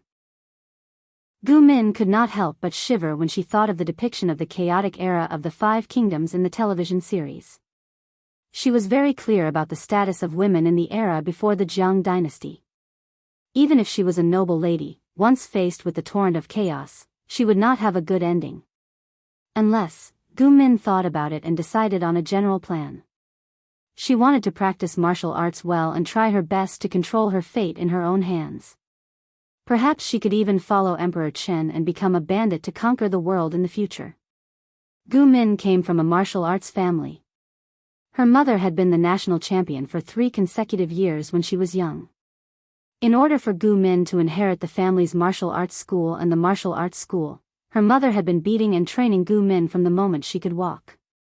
As the foundation of all martial arts, the art of body tempering was naturally the most important thing. It had long been engraved in her bones. In this life, she had regained her foundation. She also had the experience of her previous life, so she learned very quickly. The effect of learning martial arts was very obvious. The originally thin and pale girl had become much fatter in a short 3 months. She was very likable. The martial arts teacher was also secretly shocked. This noble lady of the Gu family showed signs of natural divine strength at such a young age. She was really a good seedling to learn martial arts. What a pity, Gu Min was a woman and a noble lady of a noble family. She only practiced martial arts to strengthen her body, not to charge and break through enemy lines like a man. The potential of this innate divine strength was probably going to be wasted. Thinking of this, the martial arts teacher sighed with regret. Many years later, he would still feel regret. When everything was going in a good direction, Gu Min had something on her mind. She had been depressed for a long time because of it. Finally, Gu Min found her chance. She took advantage of the opportunity when her mother took her to Hejin County to visit relatives and secretly went to the rumored effective Shangfu temple to visit the master. Such dense yin qi. What kind of monster are you? Gu Min pretended to be troubled and stared at the Buddha statue in the Shangfu temple. Suddenly, she heard a stranger's voice coming from behind. She turned her head and saw a middle-aged monk in a kasaya standing in the corridor. His eyes were burning with a bit of frightening light. I am here to visit the master. There are some things. Gu Min inexplicably felt a bit guilty. She did not dare to look at the monk directly. She felt that his eyes were shining and piercing her eyes. Besides, this monk could tell that she had a strong yin qi at a glance. Could it be that he also knew that she was reincarnated? Thinking of this, Gu Min struggled in her heart. Finally, she made up her mind. May I know how to address you, master? She gathered her courage and looked straight into his eyes. The middle-aged monk said, "You can call me Liaochen. I am not a master. I am just a nameless monk here." Master Liaochen. Gu Min bowed slightly. Her eyes were a bit complicated. She probed, "Master, do you see any clues?" "I have calculated. You should have died early. You died at the beginning of June. It is surprising that you are still alive." Liaochen said honestly, "Your soul is very strange. There are signs of it leaving your body. You should not live for long, but you..." Before he finished, Liaochen shook his head in confusion. It seemed that he had never seen such a special situation. At first, he thought that it was an evil spirit that took over her body. But after a closer look, he realized that Gu Min's soul was clear and pure. She did not look like an evil person. "Actually, you are right." Gu Min felt bitter. She said, "I am here today to set up a memorial tablet for someone." "For who?" Gu Min thought for a while and said, "This person's name is Gu Min." The girl's name was exactly the same as hers. After donating money, Liaochen helped her set up a memorial tablet for Gu Min, so that she could enjoy the worship of the temple. "Master, can you tell where I come from?" Gu Min probed. Liaochen said, "I can't tell clearly. But I am sure that you are not from this world. You are not a bad person and you are not evil." Gu Min seemed to have found someone who understood her. The depression that had accumulated in her heart finally had an outlet. However, she only vaguely said some things. She did not reveal anything related to history. "What do you plan to do?" Gu Min pinched her fingers and frowned. Her expression was filled with grievance and confusion. "I want to go home. I miss my parents and friends," Liaochen said gently. "Although my skills are shallow, I can tell that you have reached the end of your lifespan in your previous life." Gu Min looked distressed. She was not surprised by this answer. She always thought that she was far away from becoming an immortal. She did not expect that she had really ascended. "What do you plan to do in the future?" Liaochen was not afraid that Gu Min was a person who had reincarnated. Instead, He gently asked her about her plans. Gu Min said, "What plans can I have?" Liao Chen said, "The yin qi around you is very thick. If you do not find a way to get rid of it, I am afraid you will not have long to live. If I don't want to die, can I still live? A bad life was better than a good death." Although this era was a pain in the ass, she would be able to see Emperor Chen in 20 to 30 years. Her life would not be in vain. Gu Min felt very conflicted. On one hand, she wanted to live, but on the other hand, she was extremely uncomfortable with this era. "Of course you can. Just let me perform a ritual." Gu Min sighed like an old man. "Thank you, master." Liao Chen said, "You and I are fated. You don't have to thank me.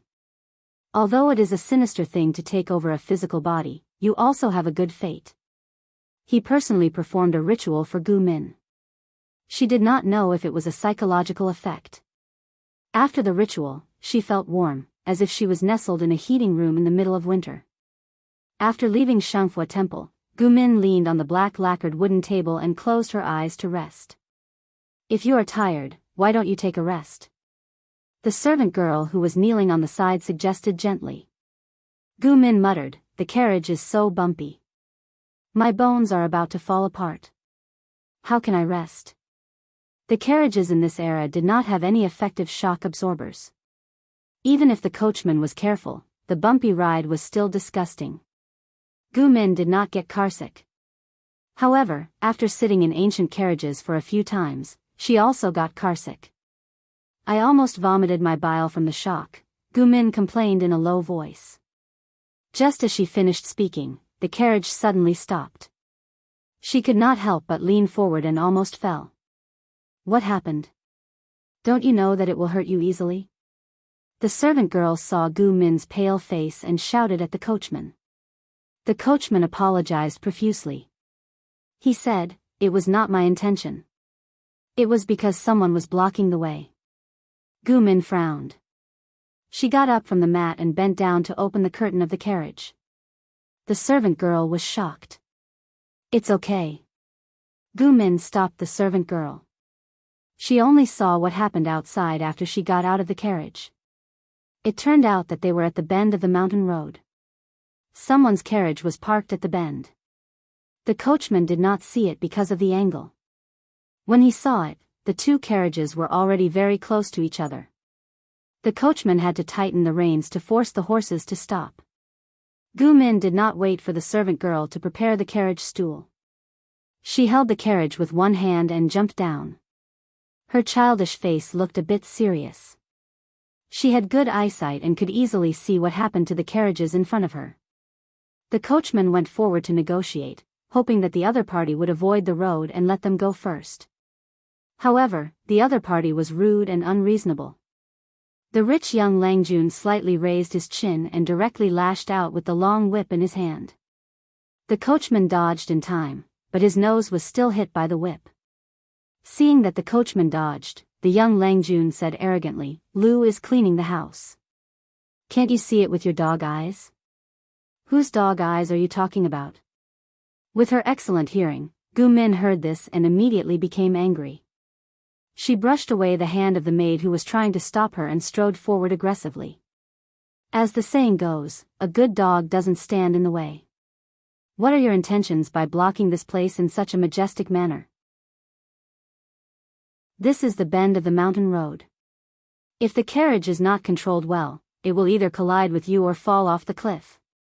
Who are you calling a dog? The handsome young Langjun was blocked by Gu Min's words. He was so angry that his face almost turned red. Of course I'm calling you. Not only are you a dog, but you are also immoral. Naughty boy, how did the adults in your family teach you such a lousy upbringing? Gu Min did not want to bully children. However, in the face of such a mean boy, if she did not teach him a lesson, he would really think that he was the king. The young Langjun was so angry that his eyes turned red. Without saying anything, he swung the whip in his hand towards Gu Min's face. The few servant girls who served Gu Min were so scared that their faces turned pale. Only Gu Min's face was cold. She raised her hand and held the whip tightly in her hand. She exerted force with her wrist and pulled the shocked young Langjun to the ground. His body was dragged for a distance, and his face was covered with dirt. You bully me." The young Langjun let go of the whip. His handsome face was scratched on the ground, and he felt a burning pain. "First, you hurt me. Then, you used the whip when you couldn't win. Now, you've been killed, and you even know how to complain first." Gu Min snatched the whip and looked down at the young Langjun. She said coldly, "As I said, good dogs don't block the road. Make way for your carriage team." The young Langjun was so scared that his eyes turned red and watery. He stood up in a sitting position and looked at Gu Min. "You bully me." Gu Min said, "Because you're useless." The young Langjun said angrily, "I've never seen a woman as vulgar as you." "Haven't I seen it now?" Gu Min said sharply, "I've also never seen someone as shameless as you. You block the mountain road and kill people. You whip people for no reason. Do you really think you're the king? If I wasn't in a good mood today, I would have beaten your face." The young Langjun was angry. He said to the servants behind him, "Catch this girl." Gu Min also said, "Humph, do you think you're the only one who brought people?" The two families confronted each other. The servant advised, "Second Langjun, it's more important to find your wife. If we delay, we won't be able to catch the kidnapper." When the young Langjun heard this, he suppressed the anger in his heart angrily. He glared at Gu Min, took a deep breath and said, "I'm not going to argue with a little girl like you." Gu Min snorted coldly. She heard the servant's words and asked, "Did you lose someone in your family?" The young Langjun thought that Gu Min had some clues. He didn't care about being angry and hurriedly said, "Have you seen her?" "No. I heard your servant say something about a kidnapper." Gu Min guessed that the young Langjun was so impolite because he lost his cousin. The anger in her heart was greatly extinguished. She was a righteous and warm-hearted person. She hated human traffickers who abducted women and children the most. Seeing the young Langjun's anxious look, she couldn't help but sympathize with him. "Tell me what she looks like. I'll send someone to keep an eye on her." The young Langjun looked up and glanced at Gu Min. He muttered, "I don't need your fake sympathy." After saying this, he ordered the carriage to move to a corner and made way for Gu Min's carriage to pass. What a bad temper. Gu Min glanced at the young Langjun's carriage and found that there was a willow leaf-shaped family emblem engraved on the outside of the carriage. The servant whispered in her ear, "The Lu family of Hejin." Gu Min frowned slightly. She seemed to be surprised. The Lu family of Hejin? Wasn't that Empress Chen's family? Even though Empress Chen's surname was Jiang, everyone knew that she was from the Lu family of Hejin. She left the clan at the age of 12 and changed her surname. The servant thought that Gu Min was curious, so she explained to her. "Yes, it's the Lu family of Hejin that my aunt's cousin married." "Cousin?" Gu Min didn't know this part at all. She just echoed, "There seems to be such a part." The mother of Gu Min's current body had a cousin who was not married yet. This cousin married to Hejin County and became the wife of the eldest son of the first branch of the Lu family. Now she was also the mother of the family. The servant continued, "Look at that young Langjun's carriage, family emblem, clothes, and age. He's most likely a direct descendant of the Lu family." Gu Min said, "Anyway, it has nothing to do with me. He was in the wrong first. I'm not afraid even if he goes to complain." The servant smiled. The Lu family only has a little reputation in Hejin County. A bunch of direct descendants are not as important as my aunt. If the young Langjun really went to complain, he would most likely be forced by his parents to apologize to Gu Min. Gu Min said helplessly, "Forget it. I don't want to compare myself with this kind of naughty child." At such a young age, he threw a whip at others. Gu Min's body was only 6 years old, but he still had the heart to do it. How could he be merciful? To put it bluntly, this was called evil. However, I'm more worried about his cousin. From what he said, it seems that she was kidnapped. In Gu Min's era, human trafficking was still rampant, and human trafficking was rampant. The better ones were sold deep in the mountains and forests. The worse ones were tortured until they became disabled and begged everywhere. The worse ones were directly used as living targets to supply organs. In this ignorant and backward ancient times, children who were abducted would not have a good ending, especially girls. It was not bad if they were abducted and sold as child brides. The unluckier ones would be sold to brothels and stuck in the mud for the rest of their lives. Thinking of this, Gu Min showed a look of pity. Tell them to go out and pay attention to any suspicious people and girls on the road. That young Lang Jun was quite annoying, but it was better to save his cousin if possible. Gu Min had always been lucky. Since she was a child, she had been the lucky fish in the eyes of her relatives and classmates. She could win a small prize in any lottery ticket. Her good luck had continued until now. There was still a quarter of an hour before they entered the city. She heard something with her sharp ears. Stop. Gu Min lifted the curtain of the carriage and asked, "Did someone pass by us just now?" The servant who was guarding the carriage said, "There was a farmer couple with a cattle." Because the cattle smelled too strong and they were afraid of offending Gu Min, they avoided it. Gu Min said, "Which direction did they go?" The servant was puzzled. "To the south." Gu Min said, "Go after them." I heard a child crying. It seemed to be a girl. Chapter 1868. Everyone looked at each other. They didn't see the girl, let alone the sound of a girl crying. Gu Min was furious and scolded, "Hurry up and catch up with them." The body refining technique could greatly enhance the five senses, but her hearing in her previous life wasn't so abnormal. This was a golden finger of rebirth. Yes. The servant didn't dare to disobey. He took a few people and rode after the farmer couple. After a while, he caught them. "First lady, I've brought them back." The servant cupped the couple's hands behind their back and forced them to kneel on the mud covered with stones. The couple looked ordinary. Their skin was dark brown after years of exposure to the sun. They were afraid of the servant and the magnificent carriage, so they trembled and didn't dare to make a sound. Gu Min jumped off the carriage and walked straight towards the aged cow. The couple revealed a look of fear. What do you want?" Fear flashed in the farmer woman's eyes. Her big yellow teeth were still covered with vegetable leaves. She looked mean but weak at heart. Seeing that Gu Min did not stop, she made up her mind and scolded, "Where did this little bitch come from?" "You want to rob?" Just as she was about to scold, the servant kicked the farmer woman's back. She fell forward and moaned in pain. "Untie the basket." The honest farmer said, "My lady, the things in the basket are worthless and smelly." "Don't." Before he finished speaking, Gu Min picked up a stone and accurately hit the farmer's left face. The force was so strong that the smell of iron came out of his mouth. "Shut them up."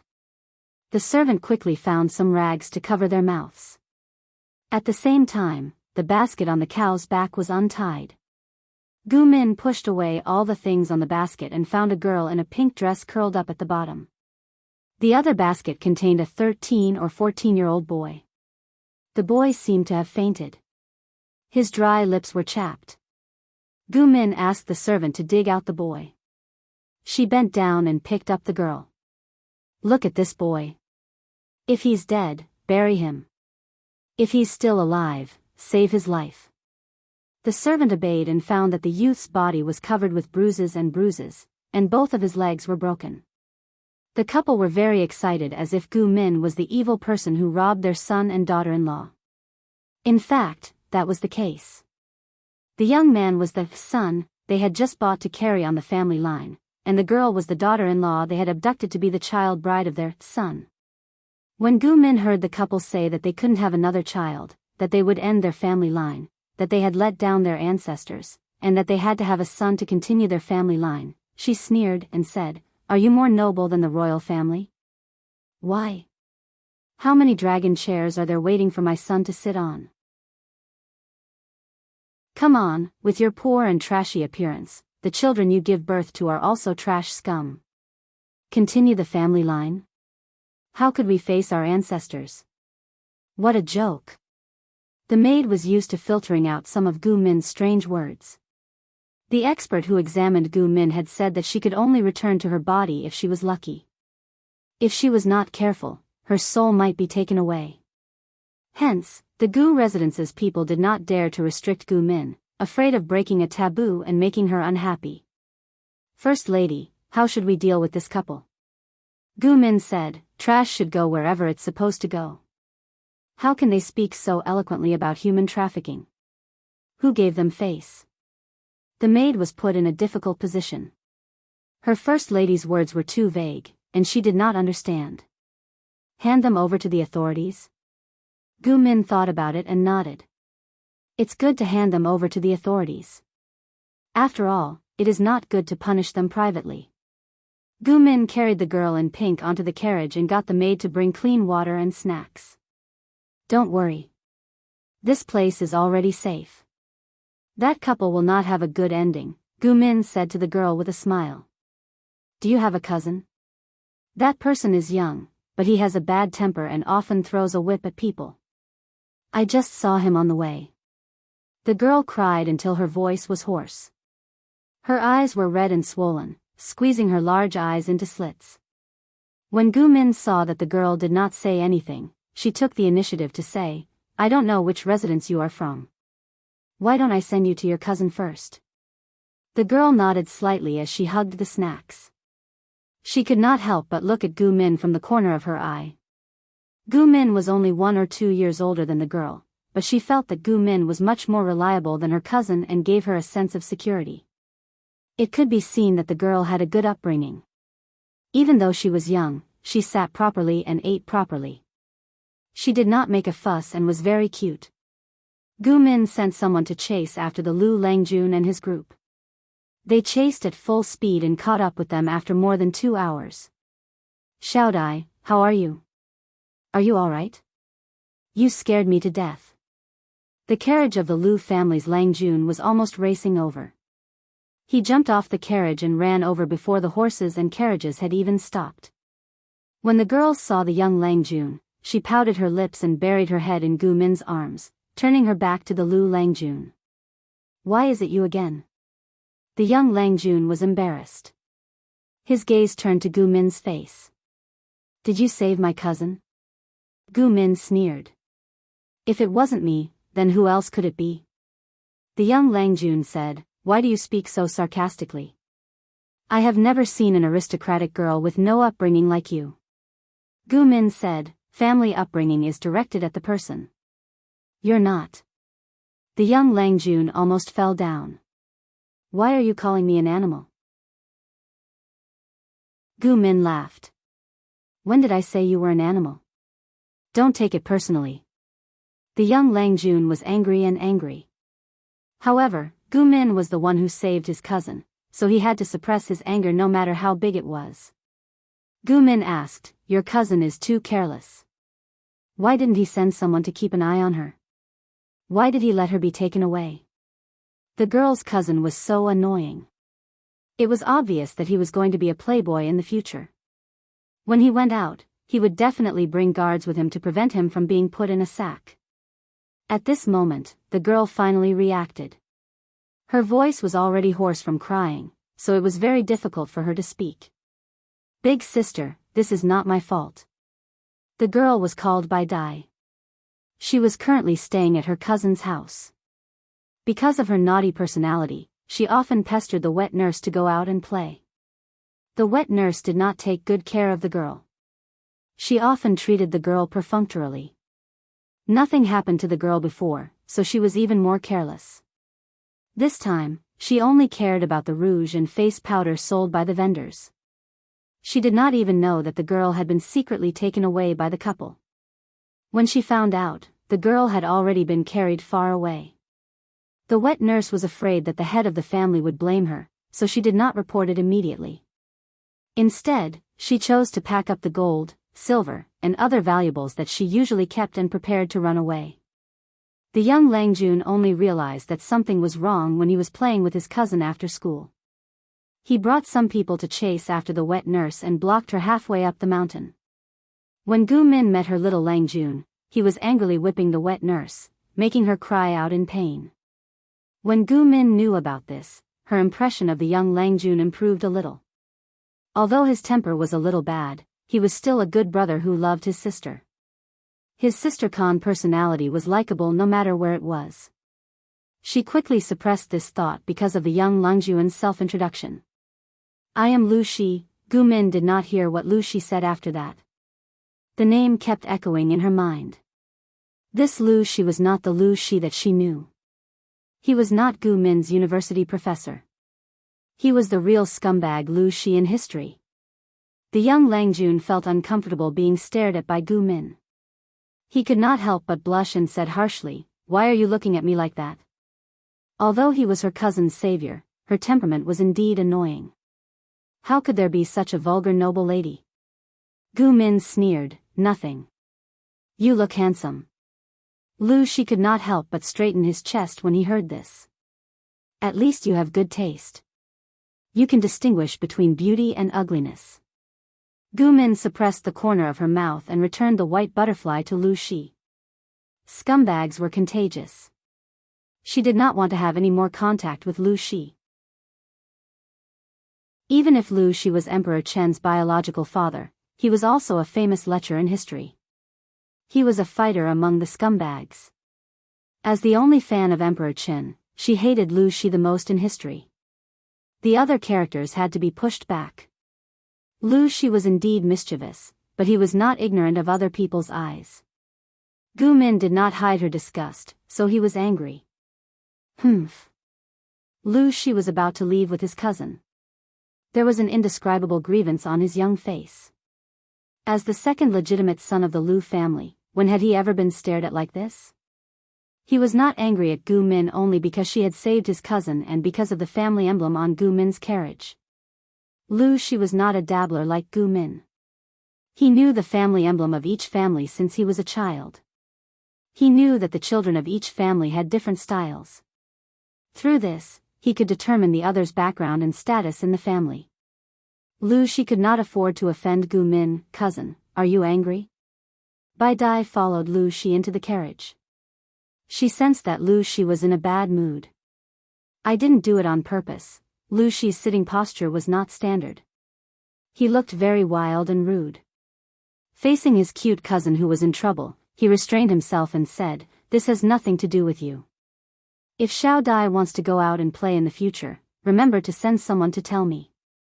I will send someone to follow you in case the servants don't serve you well again."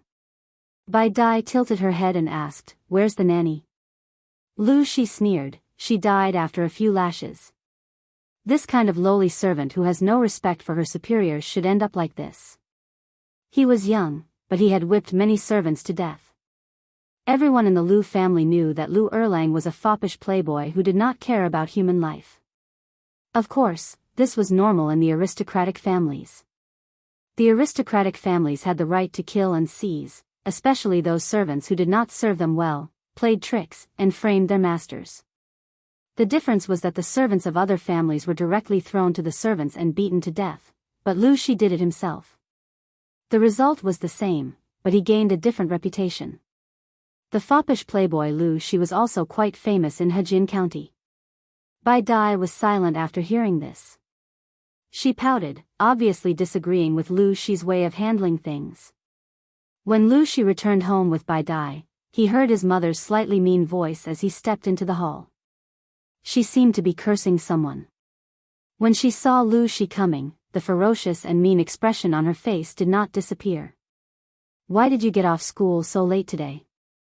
Lu Shi's eyelids drooped slightly. He had long been used to his mother's arbitrary and domineering ways. She wanted to know his whereabouts 24 hours a day.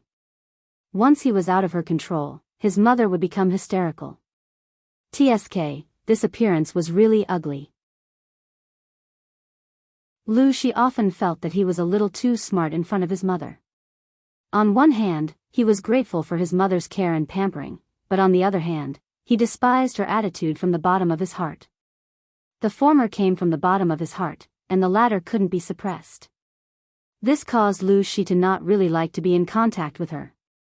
He was afraid that he would not be able to control his disgust and rejection and hurt his mother's heart.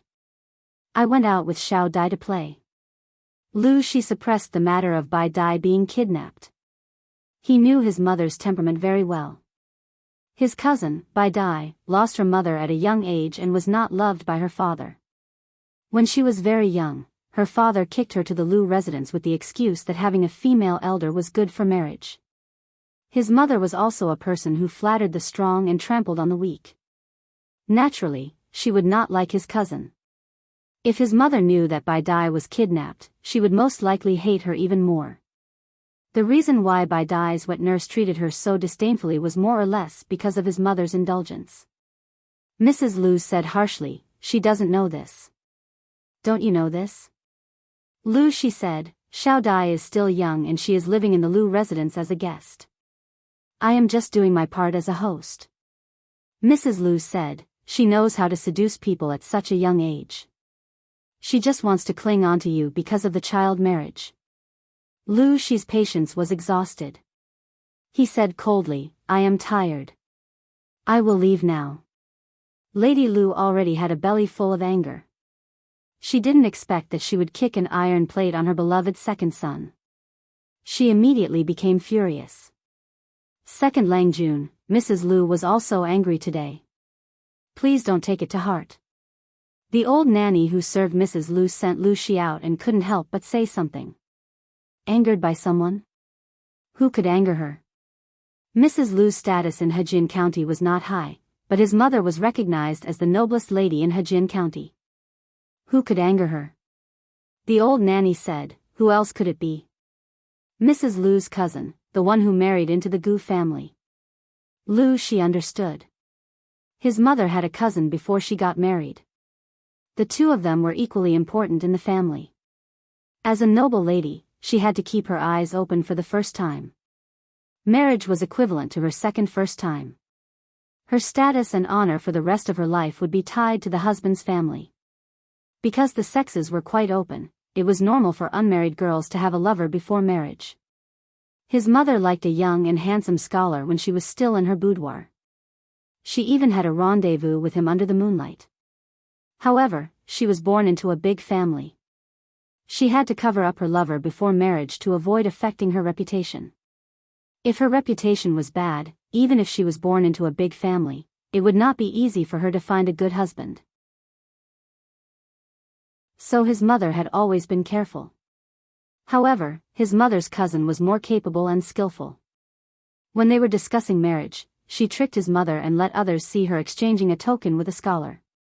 Of course, it was not fatal. At most, it would be a romantic reputation that would affect the status of the marriage. That cousin married into the Gu family because of her good family background and reputation. His mother married into the Lu family in Hejin County. Even though she was also the wife of the Lu family in Hejin County, it was not as glorious as the Gu family in Langyi. Lu Shi sneered, "I stayed in the Gu family in Langyi. How did I offend you?" The old maid said, "She came to visit us but left out the first lady. It was obvious that she looked down on our poor relatives." They had just said that the first lady looked down on their poor relatives. The next day, the visiting card was sent to the mansion. Lu Shi sat next to his mother. He was surprised to find that the daughter next to his aunt was that sharp-tongued and vulgar girl. He stared at her, but Gu Min ignored him as if nothing had happened. "You recognized me just now. Why didn't you admit it?" Lu Shi was ordered to entertain Gu Min. He took her to the backyard garden. He did not expect her to be so arrogant. "Are we close?" "We are."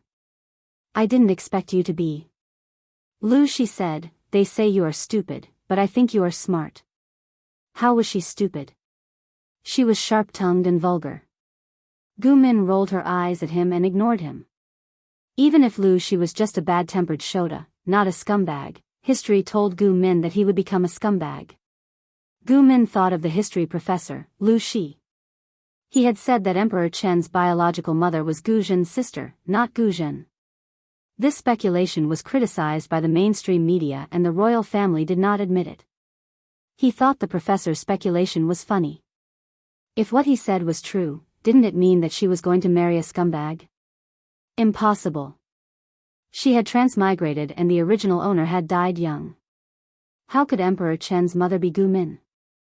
Right, she had not seen Gu Zhen after transmigrating for so long. She had to go back and take a look. Maybe she could see the future Emperor Chen's childhood through the lowly version of Gu Zhen. Is this your upbringing? Calling people stupid to their faces? Gu Min snorted. Lu Shi could not win against her, so he thought of another way to get back at her. I saw you catch the whip with your bare hands. Have you practiced martial arts? Gu Min said humbly, a little. I also learned some martial arts from a martial arts master. Do you want to spar with me? Gu Min turned to look at him. Are you sure? Lu Shi said, don't be afraid. I will go easy on you. I won't use a whip or other weapons. Gu Min snorted. Arrogant. I can beat you with one hand. Lu Shi was speechless. Listen to what she said. Who was the arrogant one? It turned out that Lu Shi was really no match for her. He was pressed to the ground and begged for mercy. What kind of strength is this? You're like a bull. Lu Shi rubbed his bruised wrist. He grimaced in pain and tears came out. Gu Min said, it's not that I'm strong. It's that you can't take a beating. What does it have to do with me? Lu Shi curled his lips.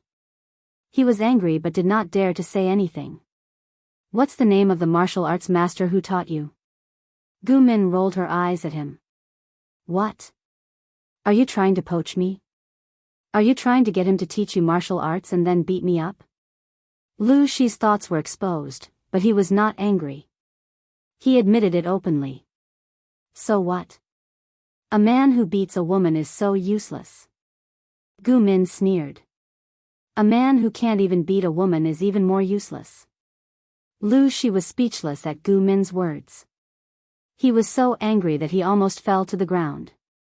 Gu Min had been in Hejin County for 2 months. She had become familiar with Lu Shi, but she was still more familiar with Bai Dai. She really liked the cute girl who blushed at every turn. She was soft and fragrant. I heard that there is a super famous Lang Lang Alley in Hejin County. Have you been there? Lang Lang Alley sounded strange, but it was actually a red light district, a place that could not be spoken of. Gu Min remembered a famous saying on the internet. Which woman didn't go to the brothel to experience the world? This time, she had no soul. Lang Lang Alley was located on a street near the market in Hejin County. It was very far from Lu Shi's old house. Lu Shi blushed and scolded, you're really shameless. Which girl would want to go to that kind of place? You're such a hypocrite. I saw the fire avoidance painting in your study. You're so young, but you're so naughty.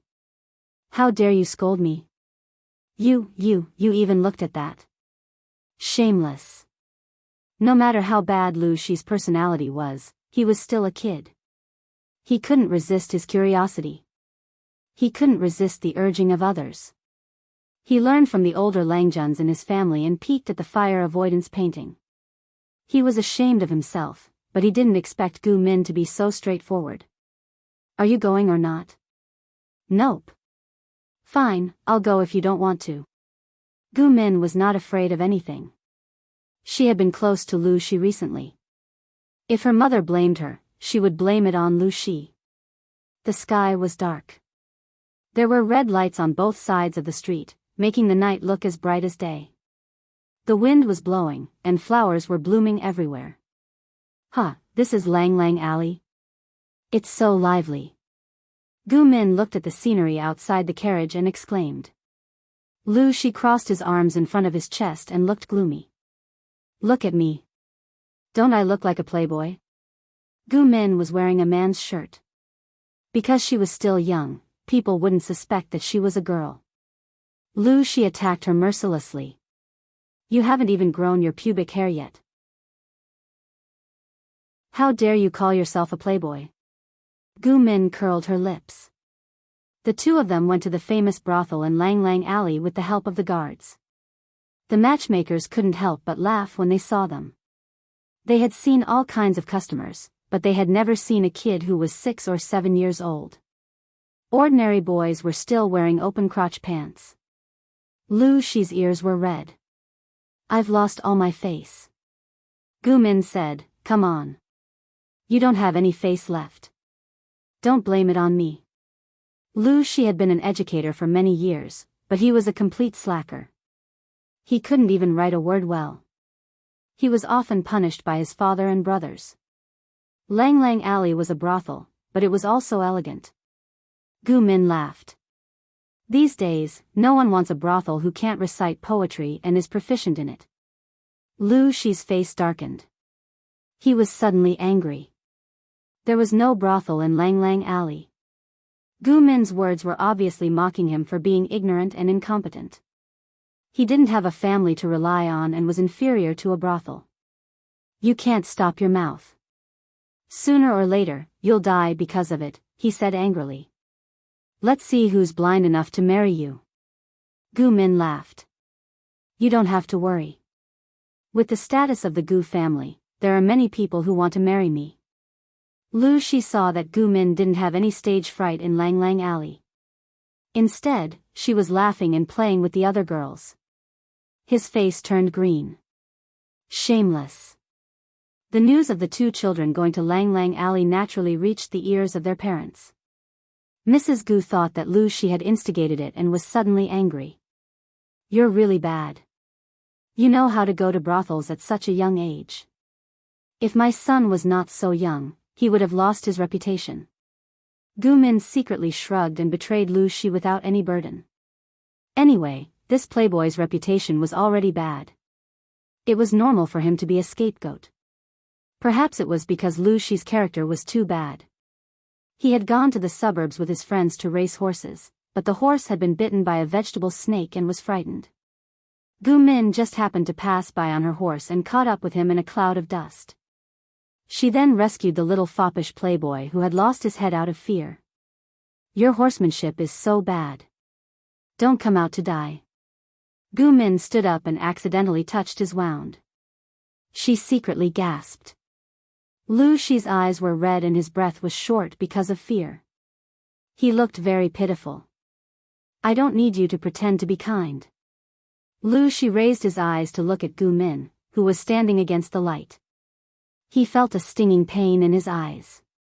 Thinking of her mockery, he suddenly became angry. "Tsk, my good intentions are taken as malicious intent." Gu Min hit the whip and jumped on the horse. She actually left Lu Shi where he was and planned to let the playboy walk home pitifully. "Gu Min," Lu Shi secretly clenched his teeth and tears of grievance came out of his eyes. Not long after, he heard the sound of horse hooves. It was Gu Min who had returned. "Thinking about it, you are quite pitiful.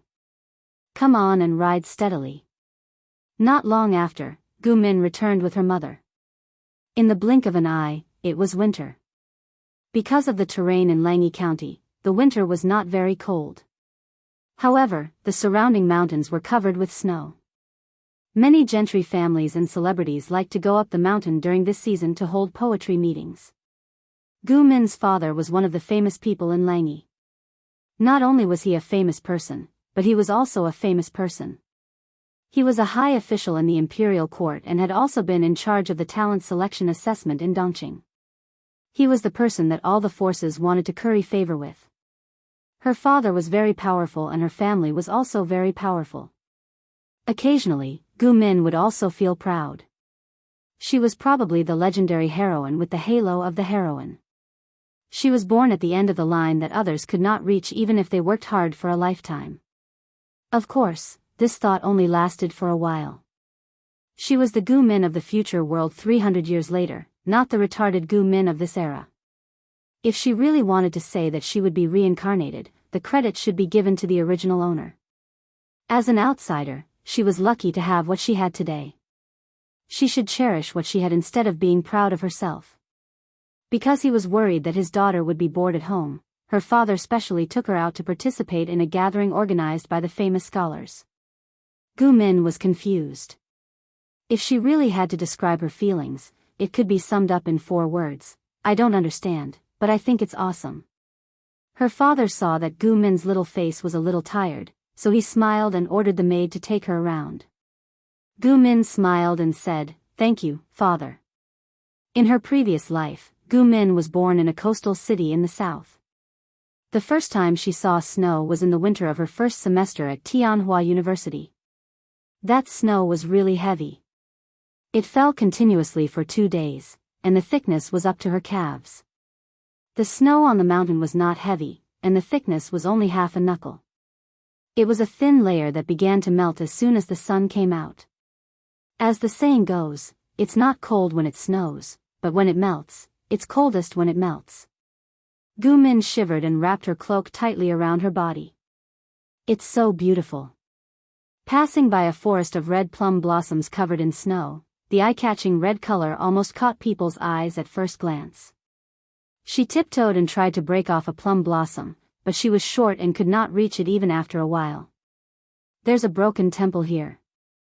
The maid advised, "Lady, you can't go to such a dark and gloomy place." Gu Min said, "The temple worships deities. Even if it's broken, ordinary demons wouldn't dare to go near it, right?" "How is it gloomy?"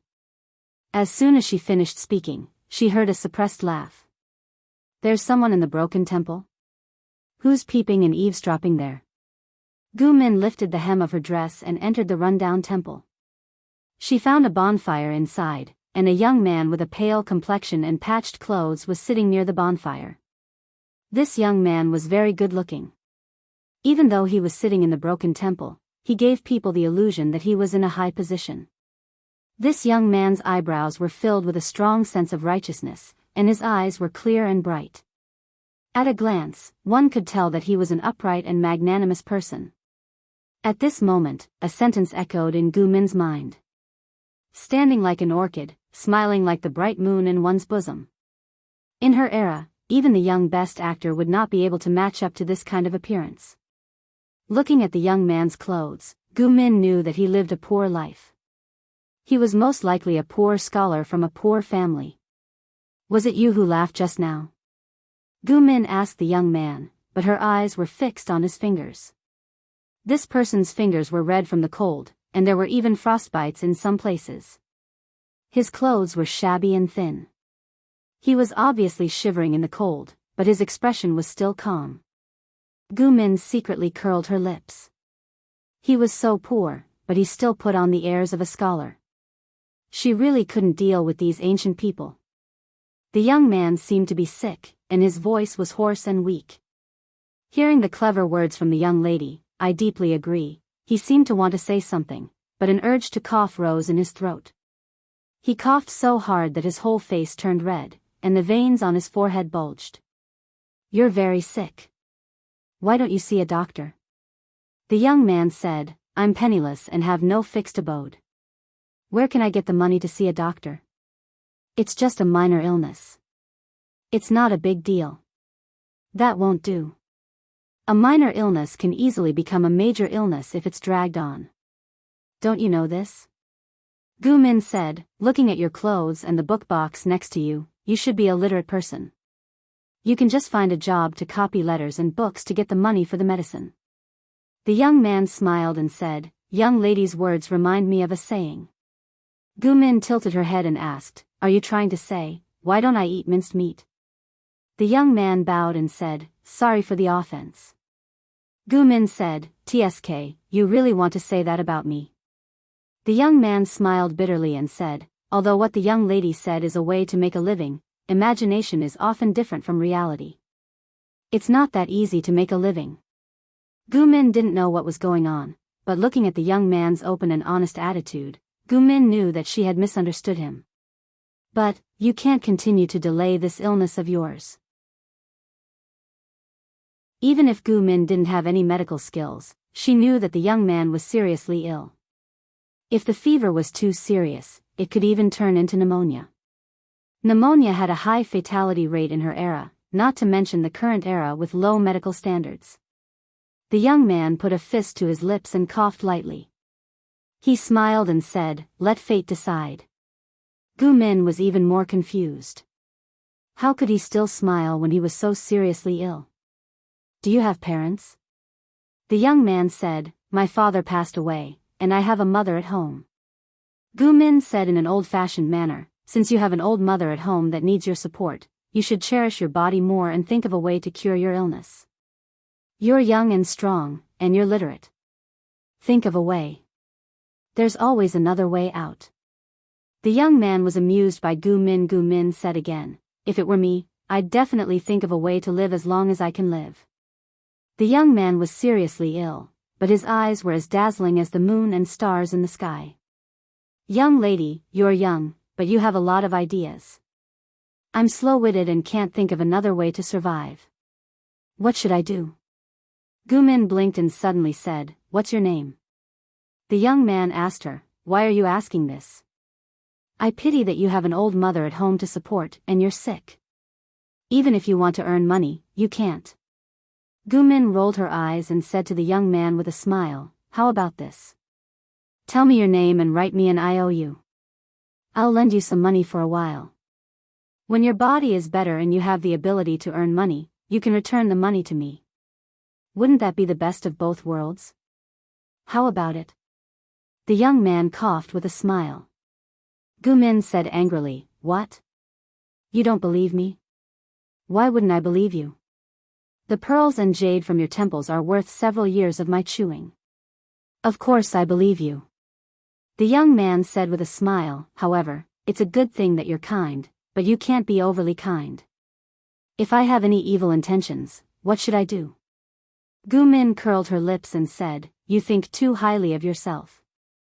How can you have any evil intentions when you're so sick? You're the one who has the heart but is powerless." The young man shook his head with a smile. Gu Min said, "Why? You don't accept it? Are you also one of those stubborn and pedantic scholars who would rather die than accept food given in handouts?" The young man asked, "Those who don't accept food given in handouts are praised for having integrity and pride. How come you call me a stubborn and pedantic scholar?" Gu Min spread her hands and said, "I'm a layman. My life is the most important." The young man said with a smile, "Interesting. That's really interesting." Gu Min felt a little creeped out by the young man's stare. She pouted and said, "What's interesting?" The young man refused to say it clearly. He only said, "My surname is Zhu, and my name is Ning. My courtesy name is Chun-en." Gu Min repeated, "Zhu Ning, Zhu Chun-en."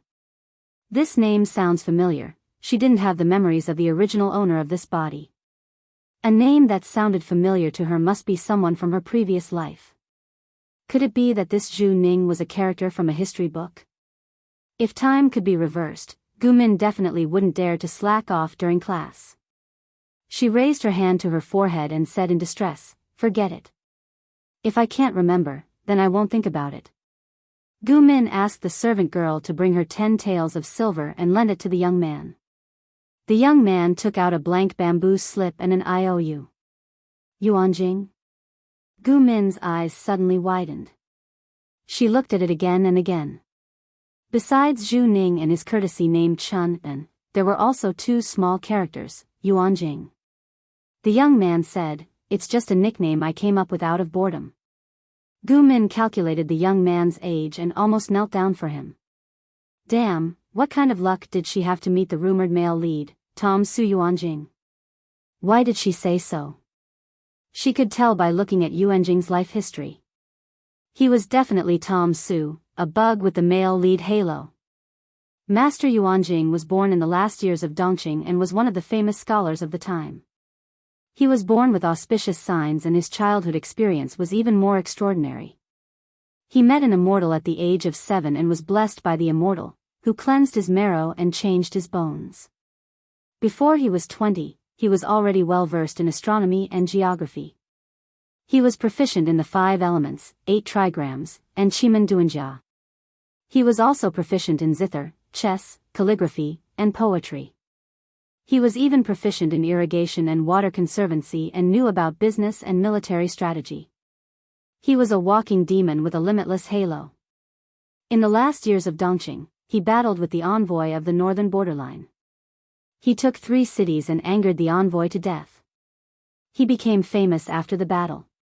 After he became famous, Master Yuanjing did not accept the recruitment of various forces. Instead, he returned to his ancestral home in Langjie County and opened a private school. At that time, private schools were popular in Langjie County. Master Yuanjing relied on his reputation to slowly attract students and built his reputation. He devoted himself to teaching for more than 10 years. 3 of his disciples later became famous strategists during the chaos of the 5 kingdoms.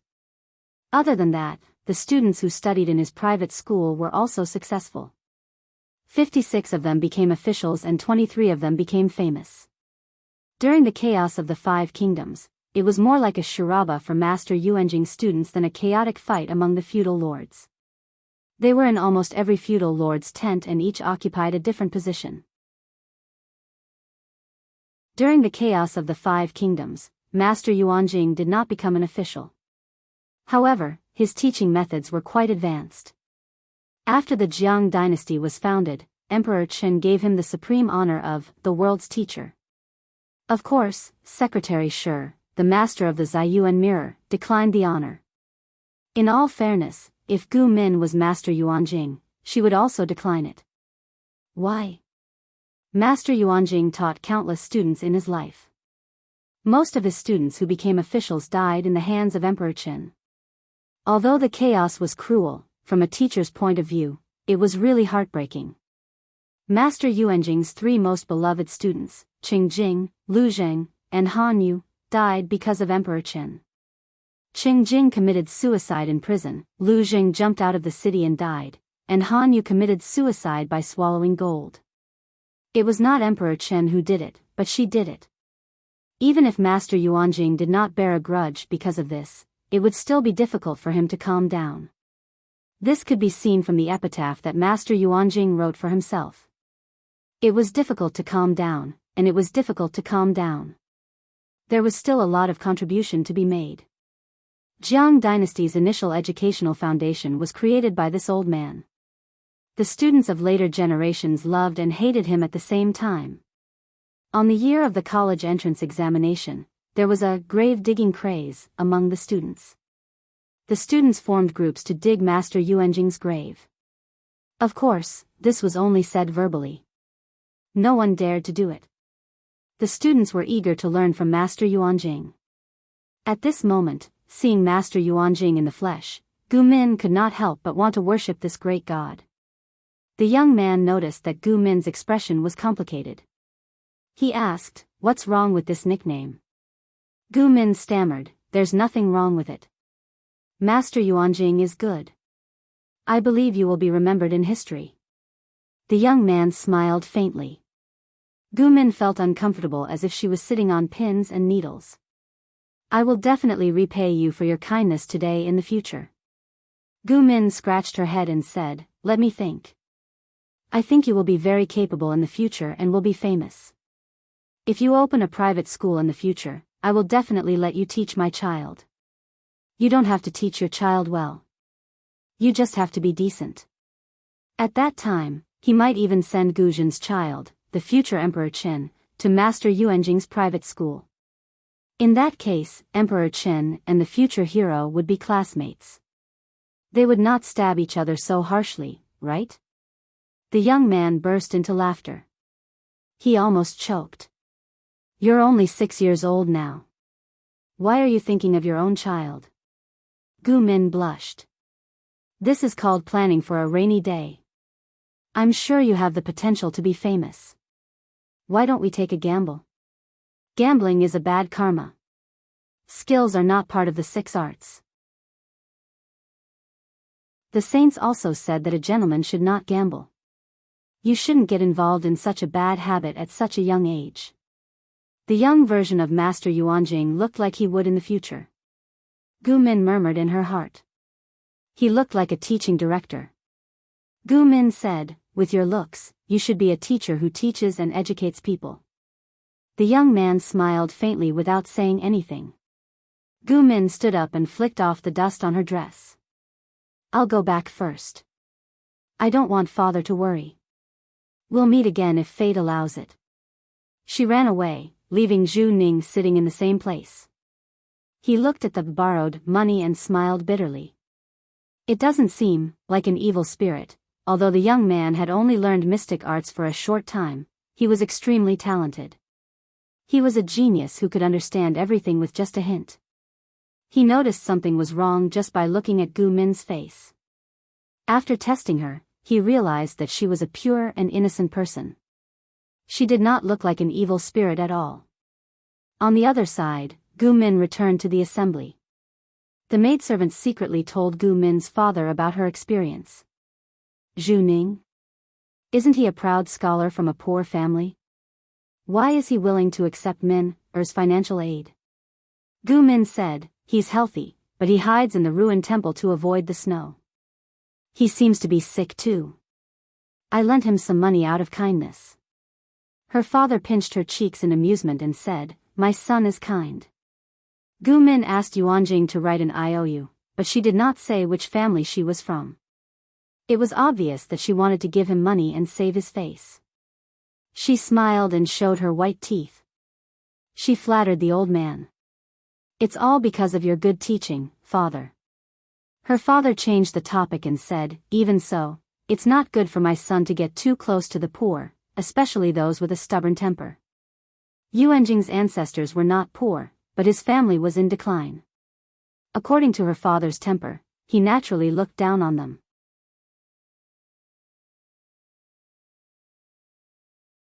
Chapter 1869. Gu Min tilted her head and asked why. She knew that in this era, there was a clear distinction between the gentry and the commoners. There was almost no communication between the two classes, but she did not expect it to be so serious. Mr. Gu said, do you know who Zhu Ning is? Although that person is talented, he is a foolish, filial, and stubborn fool who can't stand up for himself. Gu Min continued to ask. Mr. Gu then told her that Yuanjing's ancestors were rich. They had thousands of acres of fertile land and did not have to worry about food and drink. However, his grandfather did not manage the business well and Yuanjing's father was weak and naive. He was a nice person who was often taken advantage of by his relatives. The two generations squandered 90% of the family property. When it came to Yuanjing's generation, there was only 100 acres of fertile land left. The 100 acres of fertile land was lent by Yuanjing's mother to an ungrateful relative. Yuanjing tried to get his family property back, but his mother stopped him. She would rather suffer than lose face and reputation in front of her relatives. Yuanjing was very talented. He was born with a photographic memory and the ability to infer many things from one instance. When he was young, he studied in a private school in Langi. After that, his teacher introduced him to various places to study. He became more and more famous, but he was not valued because he came from a poor family. He seemed to have a hard life, but if Yuanjing worked hard, he could live a good life. Although there was a clear distinction between the gentry and the commoners, the rich families also liked to recruit talented people from poor families as their guests. However, Yuanjing refused to recruit and sponsor them. Papa Gu admired Master Yuanjing and was fond of his talent. After being rejected once, he no longer cared about Yuanjing. He was a scholar from a poor family. No matter how talented he was, he could not change the world. If Mr. Gu paid more attention to him, he would really think of himself as someone important. Gu Min listened carefully. However, based on what she knew about history, she felt that Master Yuanjing did not look like a soft bun who was bullied by his relatives. On the other hand, Yuanjing's mother was indeed a weak woman who could be bullied. She did not know what she wanted to do to make herself and her son suffer for a little fame. If she had gotten back the 100 acres of fertile land, Yuanjing would not have to wear rags and hide in an old temple to avoid the snow. Out of curiosity about famous people, Gu Min paid more attention to Master Yuanjing. She would occasionally send someone to inquire about him. Out of curiosity about famous people, Yuanjing's mother passed away due to illness. Before she passed away, she made the decision to let Yuanjing's fiancé marry into the family, saying that she wanted to see her son get married and start a family before she passed away. Hearing this news, Gu Min was speechless. Was there a hole in the old madam's brain? His wife had just married and his mother had passed away. As a husband, what would Yuanjing think of his wife? Even before her death, this old madam still wanted to make her daughter-in-law unhappy. Besides, she had to observe mourning for her mother's death for 3 years, which was equivalent to her becoming a nun as soon as she married into the family, wasting her youth in vain. It would be better to let the girl find a better one and set her free. Of course, history had proven that Master Yuanjing was the perfect husband in the eyes of girls. According to Gu Min's knowledge, many of the ancient costumes of Little Cookie were adapted from the daily jokes of Yuanjing and his wife. They were rather cruel to single people. After taking care of his mother's funeral, Yuanjing tried his best to take back the hundreds of acres of farmland that had been occupied by his relatives. Gu Min nodded as she watched. This was what a man should be like. Yuanjing could not disobey his mother's order, but as a husband, he could not let his wife continue to live a hard life. He was a responsible man. In the blink of an eye, it was already early spring of the next year. Gu Min was more or less used to this era. She had the nobility of the noblewomen of this era. Other than Master Yuanjing, who was a famous historical figure, Gu Min also secretly went to see her stepsister, Gu Zhen. She was rumored to be a promiscuous and dissolute woman. She was Emperor Chen's birth mother and Lu Shi's legal wife. At that moment, Gu Zhen was still a childish little girl. She was much shorter than Gu Min. Because she was the daughter of a mistress who was not favored, her treatment and daily expenses were not even 1/10 of Gu Min's. The difference between a legal wife and a concubine was even greater than the difference between a scholar and a concubine. They had the same father, but the treatment they received was like heaven and earth. Gu Min wanted to take care of her stepsister, but her mother was wary of her as if she was a thief. Gu Min slowly felt bored. On this day, it was chilly. Gu Min asked her maids to fly a kite with her. Seeing the butterfly kite flying high, she could not help but smile widely. Fly higher. Gu Min pointed at the kite and instructed the maids. Suddenly, she heard a heavy sound of something falling into the water. Did you hear anything? The maids knew that Gu Min had excellent hearing and could hear it from afar, but they really did not hear anything special. Gu Min said, I did hear it. That sound, it sounded like something bigger than a rock was thrown into the water. One of the maids said, Water? The nearby ponds are all filled up. Another said, There's an ancient well in the backyard. An ancient well? Gu Min's expression turned cold. She ordered the maids to bring her to the ancient well. The maids were hesitant at first, but when they saw a little girl in the ancient well, they immediately screamed in fright. Seeing that they were of no use, Gu Min tied the hemp rope used to fetch water to a nearby rockery and tied the other end to her waist. Madam, Gu Min said, don't be noisy. She climbed down the ancient well and hugged the child who had lost all her strength. With one hand holding the child and the other holding the hemp rope, she stepped on the wall of the ancient well and climbed up. Fortunately, the walls of the ancient well were dry and there was little moss. Otherwise, it would be difficult for her to climb up. Move aside. Don't block the air. Gu Min asked the maids to move away. She laid the little girl who had fallen into the water on the ground and gave her artificial respiration. Wretch, the little girl spat out the well water she had choked on and slowly regained consciousness. There was still fear in her eyes.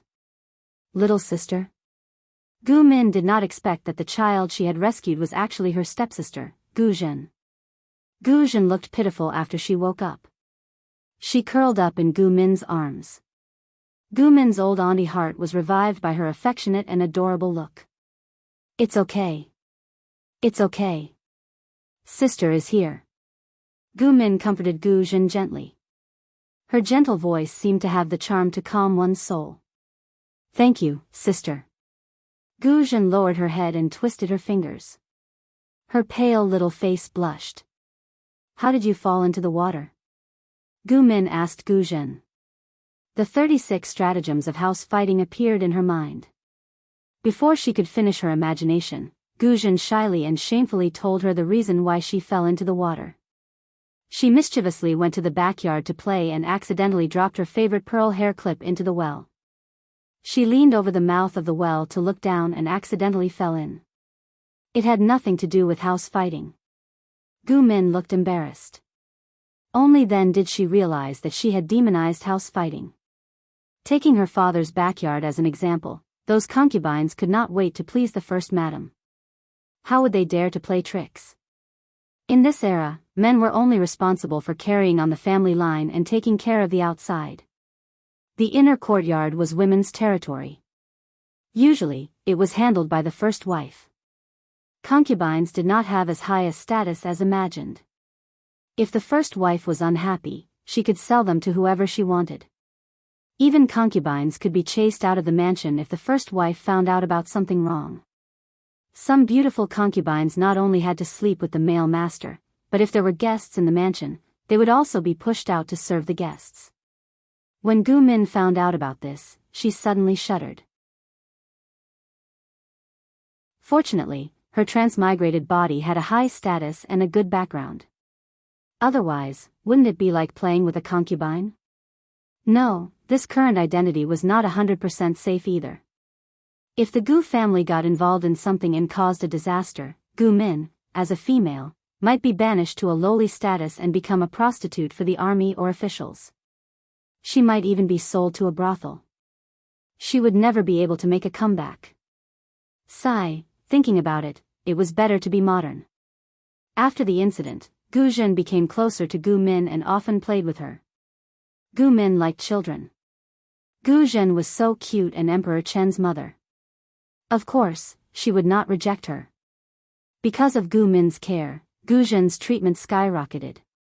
Although it could not be compared to being favored, it was much better than before.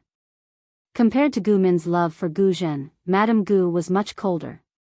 She is just a daughter of a mistress. No matter how she schemed, Min would only treat her better. Can she replace her? Madame Gu did not have a good impression of Gu Zhen, but she did not show it. Her daughter was born with dementia. Since she was a baby, she did not have a playmate of the same age. If Gu Zhen could see things clearly and make Min happy, it would not matter if she gave her some charity. Because of this mentality, Madame Gu turned a blind eye to Gu Zhen's affairs. Gu Min did not know about any of this. Time flew by. In the blink of an eye, 2 to 3 years had passed. Because Gu Min had regained her sanity, Madame Gu wanted to groom her into a perfect aristocratic lady. Coincidentally, Gu Min was also curious about ancient education. In addition, she had a mature soul, so she learned the boring content very quickly. At the end of the year, Madame Gu fell ill. As the eldest daughter of the first wife, Gu Min helped her mother deal with the affairs of the inner residence. Although she was young, she handled matters with the demeanor of a big family. She handled matters fairly and reasonably. Apart from that, she also tried to use her monthly income to do business. Speaking of this, there was another person, Gu Xian. Gu Xian was a young man that Gu Min had saved. This young man also had the surname Gu, but he did not have a proper name. After Gu Min asked for his opinion, she gave him a proper name, Gu Xian. He was the son of a merchant. Due to the decline of his family, he was sold to a broker by his creditors. In the end, he was bought by a farmer couple as a son. Gu Min saved him. At first, she did not pay much attention to him. Later, she accidentally discovered that he had an extremely high talent for arithmetic and business acumen. Thus, she promoted him and asked the clan's accountant to teach him. Gu Min also asked him to become an apprentice in her mother's dowry shop so that he could learn more. Gu Xian did not let Gu Min down. He finished his apprenticeship in less than 2 years. Gu Min learned how to be an aristocratic lady while thinking about how to earn money. Others might not know, but she did. This world would not be stable for a few years. She needed to accumulate initial capital. Perhaps when she became rich in the future, she could invest in Emperor Chen. At first, she only started a small business. Madame Gu also felt that her daughter needed experience, so she let her do as she pleased. It did not matter if she lost money. The Gu family was large and could afford to squander it. If she earned money, she would use it as money for her daughter's cosmetics. Relying on Gu Min's business philosophy, ingenious ideas, and Gu Xian's management skills, this small business quickly turned from loss to profit. With initial capital, Gu Min saw that writing nowadays was done with knives, brushes, and bamboo slips. Thus, she thought about making real cheap paper. In her previous life, her father had opened a private paper company. It had originally been transformed from a traditional paper mill, and could barely be considered a family heirloom. After a few tries, she managed to make a relatively primitive bamboo paper. After some modification, it could be put to use. Relying on the Gu family's protection and the low output of bamboo paper, Gu Min's paper mill had always been in her hands. Every year, she could make a lot of money.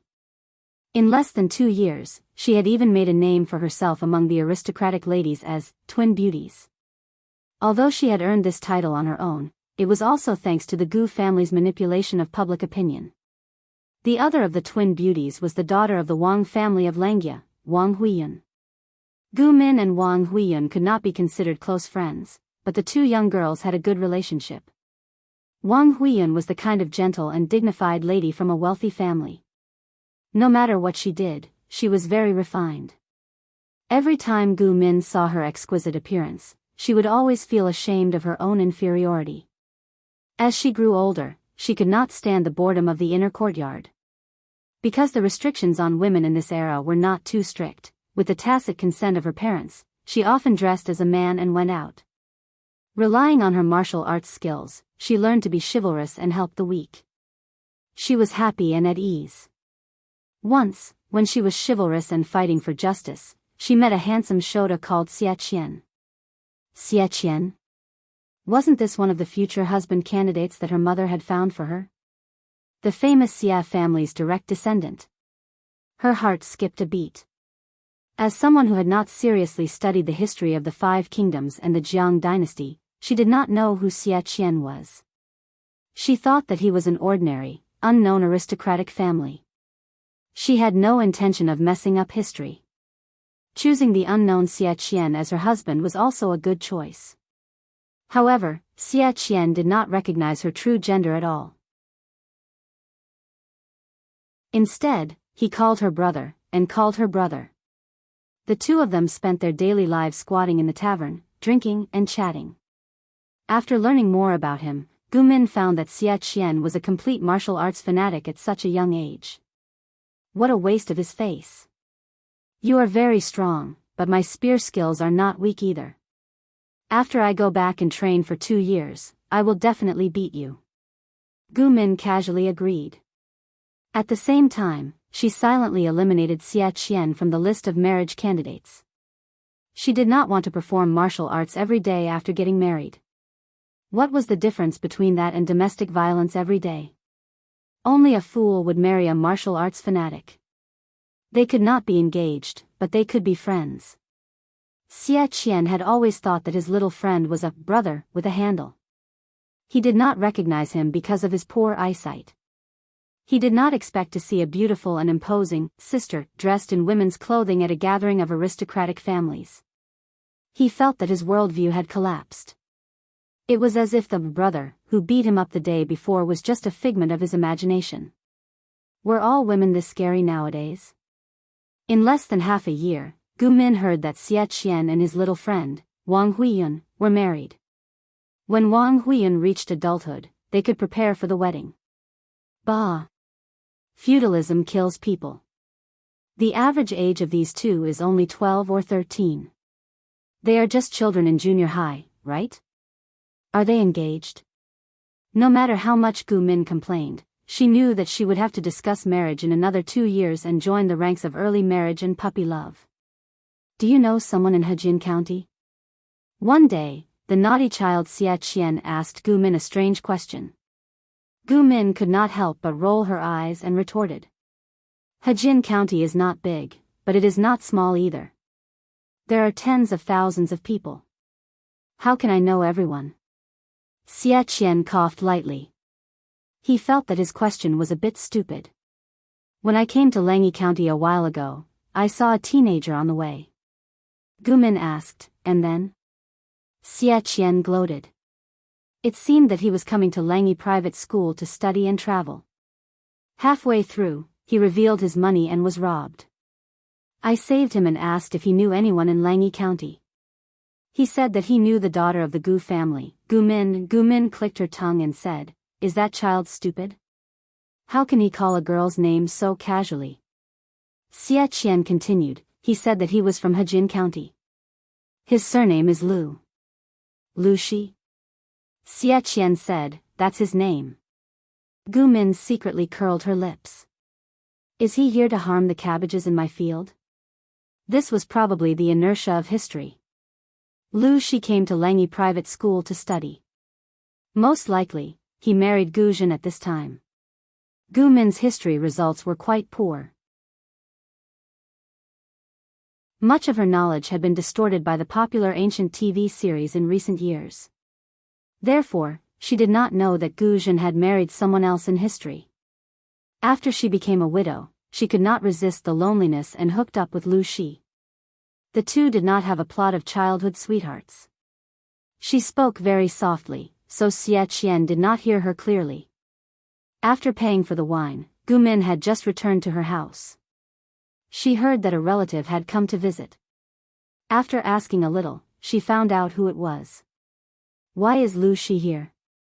Gu Min frowned slightly. She was quite unhappy. She had reasons to hate Lu Shi. Firstly, he was a famous scumbag, pervert, and trash in history. Secondly, Gu Min was close to her stepsister, Gu Zhen. She subconsciously raised Gu Zhen as her daughter. Which old mother would want her daughter to marry a scumbag? Although she did not like him, Gu Min did not do anything to break them up. If Lu Shi did not marry Gu Zhen, where would she find the future Emperor Qin? What would happen to Jiang Chao if Emperor Qin was gone? The maid softly explained the reason for Lu Shi's visit. The content was similar to what Xie Qian had told her. Lu Shi, who had no experience in surviving outside, was robbed by bandits. All his valuables were taken away. Gu Min snorted and muttered harshly in her heart, that scoundrel is already merciful enough to let him live. Ancient times were different from modern times with a sound legal system. In this era, killing was also against the law, but the perpetrator had to be caught. Communication tools were outdated, information transmission was slow, and the methods of solving cases were crude. Every year, there were countless unjust and false cases. It was considered good if they could not catch the culprit, but if they were in a hurry to gain merit, they would have to resort to false accusations and make innocent people into criminals. Lu Shi had managed to escape with his life after encountering a robber. He was indeed Emperor Chen's father, blessed by the halo of history. Gu Min could not stop complaining in her heart. She returned to the backyard and changed into women's clothes. She dressed up before coming out to meet the guests. She glanced at Lu Shi from afar. His face was not as round as she remembered. He looked much thinner and his facial features were more exquisite. Good-looking faces are all the same, but interesting souls are one in a million. It's useless no matter how good-looking you are. Inside, you're a mess. Gu Min felt pity for Lu Shi's good looks. He looked good, but he was a scumbag with potential. Lu Shi was surprised to see Gu Min. Although Gu Min had become more and more capable in the past few years, her beauty had also increased. If there was a beauty ranking for the gentry girls of the same age, with Gu Min's beauty, she might be able to get the third place when her facial features developed. Because his money had been robbed, Lu Shi could only choose to stay at his relative's house for a few days. He would then send someone to Hejin County to send a letter to get the money. Lu Shi was arranged to stay in the guest room, far away from Gu Min's house. How could there be any interaction between a man and a woman? Lu Shi got to know the young Gu Zhen first. Gu Zhen heard that her sister and Lu Shi had known each other since they were young. She often told her how good Lu Shi was. On the surface, Gu Min listened attentively and occasionally echoed Gu Zhen's words. In fact, she was strangling Lu Shi to death 10,000 times in her heart. This scumbag. How old was Gu Zhen? He knew how to seduce her. Damn it. Fortunately, the child was forgetful. She quickly threw Lu Shi aside and did not mention him again. Little did she know that Madame Gu had warned Gu Zhen with a cold smile. Your sister is the legal daughter of the manor. Who do you think you are? How dare you scheme against her? Madame Gu was quite angry. She was the champion of the last house fight. What kind of devious thoughts had she not seen? Although Gu Zhen was only a toy that she had thrown to her daughter, she had never treated her badly. Gu Zhen's life was better than that of the legal daughter of the gentry. What was there for her to be dissatisfied with? She did not expect that Gu Zhen, that B*TCH, would have other thoughts. She tried to mislead Gu Min into falling for Lu Shi. Who was the Lu family of Hejin? How could he be qualified to be with her legal daughter? Thinking of this, Madame Gu was depressed and could not help but speak harshly. Be more obedient. Don't you think about who controls your future marriage? Do you really think that you can overturn the world? In ancient times, children matured early. In Gu Min's eyes, Gu Zhen, who was only in elementary school, already knew how to plan for her future. For this reason, Gu Zhen talked good things about Lu Shi in Gu Min's ears every day. She was sure that her legal sister was pure and loved her. If Gu Min really liked the real Lu Shi, although it was impossible for the two of them to get married, it would create a bad reputation. Gu Min's future marriage would not be easy. If anything happens to my son's marriage proposal, do you think that you will have the chance to marry into a wealthy family? Madame Gu was not a soft-hearted person. If anything happened to Gu Min's precious eyeball, she would tear Gu Zhen apart. Gu Min did not know about these details. Madame Gu also deliberately hid it. On the surface, she was still happy.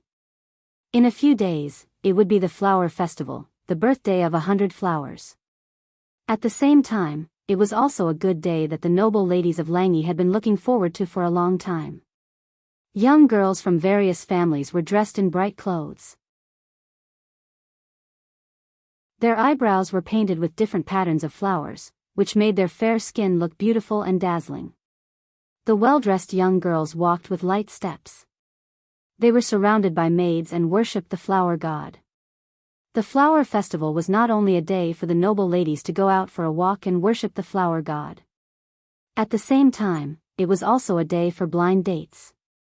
Sigh, what a day for young men and women to confess their love to each other and abuse the single dogs. Gu Min was still young, but she was also dressed beautifully by her mother. Everyone knew that in a few years, Gu Min would probably attract the pursuit and secret love of countless young scholars. There was an elegant gathering by the river in the distance. Under the golden spring sun, those young, beautiful, and energetic girls added an indescribable holiness and beauty. Just standing there was an exquisite painting. Gu Min admired the beauties and looked at them with relish. A few years have passed, but you are still so vulgar.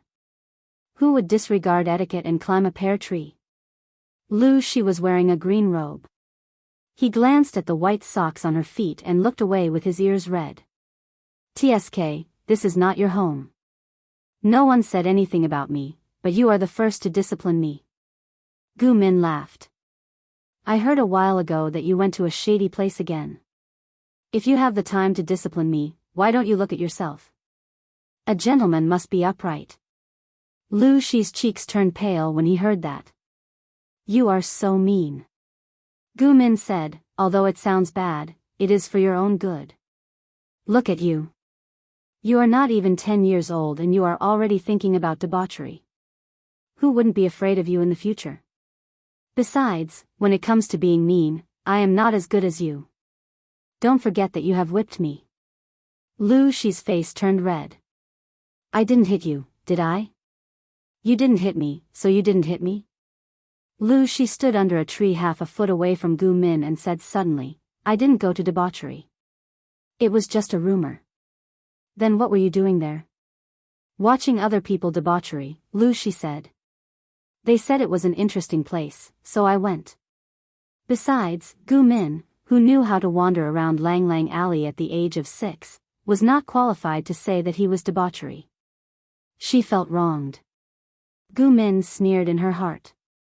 Even if people in ancient times matured early, they would not have matured so much that a 10-year-old child could do such inappropriate things. Lu Shi blinked and looked at Gu Min, who was sitting on the tree, and pursed his lips.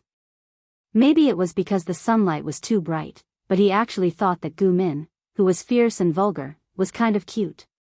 Lu Shi shook his head secretly. He was probably blind. This year's flower festival was destined to be full of problems. After Gu Min worshipped the flower god, she heard someone calling for help.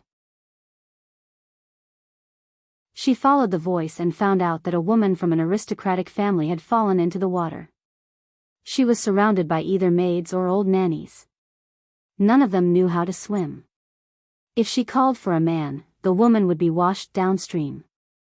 Downstream? There is a waterfall downstream. Although the waterfall was not high, there was a deep pool at the bottom. If she fell in, she would most likely die. Gu Min kicked off her wooden clogs and jumped into the water. As she approached the woman, she tied her hands behind her back and dragged her ashore. Gu Min was not a good swimmer. If she was caught by the drowning person, both of them would probably die. Phew, Gu Min found that she had been saving people everywhere after her transmigration. First, it was Bai Dai, Gu Xian, then Gu Zhen, and now this woman from an aristocratic family. Forget it. Good deeds will be rewarded. Gu Min helped the woman spit out the water she had choked. The maid beside her had already put cloaks on them. Some distance away, the scholars who were having a poetry meeting heard the commotion and rushed over. Lu Shi's sharp eyes saw Gu Min saving people in the water. Do you really want to die? Gu Min grabbed the cloak with one hand and rubbed her nose with the other. She frowned and said, saving a life is better than building a 7-storied pagoda. Lu Shi said harshly, are you going to shave your head and become a monk? What do you mean by saving a life is better than building a 7-storied pagoda? If she failed to save people and ended up getting herself into trouble, Lu Shi secretly clenched his fists and frowned. Gu Min rolled her eyes at him. She was too lazy to talk to Lu Shi, who was becoming more and more of a scumbag. He had been flirting with Gu Zhen before, but now he was concerned about her. Did he want to take advantage of her? Gu Min couldn't help but shudder when she thought of the Tom Su stallion she had seen in her previous life. The life of the aristocratic family in ancient times was not as boring as Gu Min had imagined. Instead, it was very enjoyable, such as bathing in hot springs and traveling. Gu Min was lucky enough to follow her father to Shangjing for a trip at public expense. Jishan Hot Spring is famous all over the world. There were many tourists in the past and the water quality was not very good. Now, it's VIP treatment.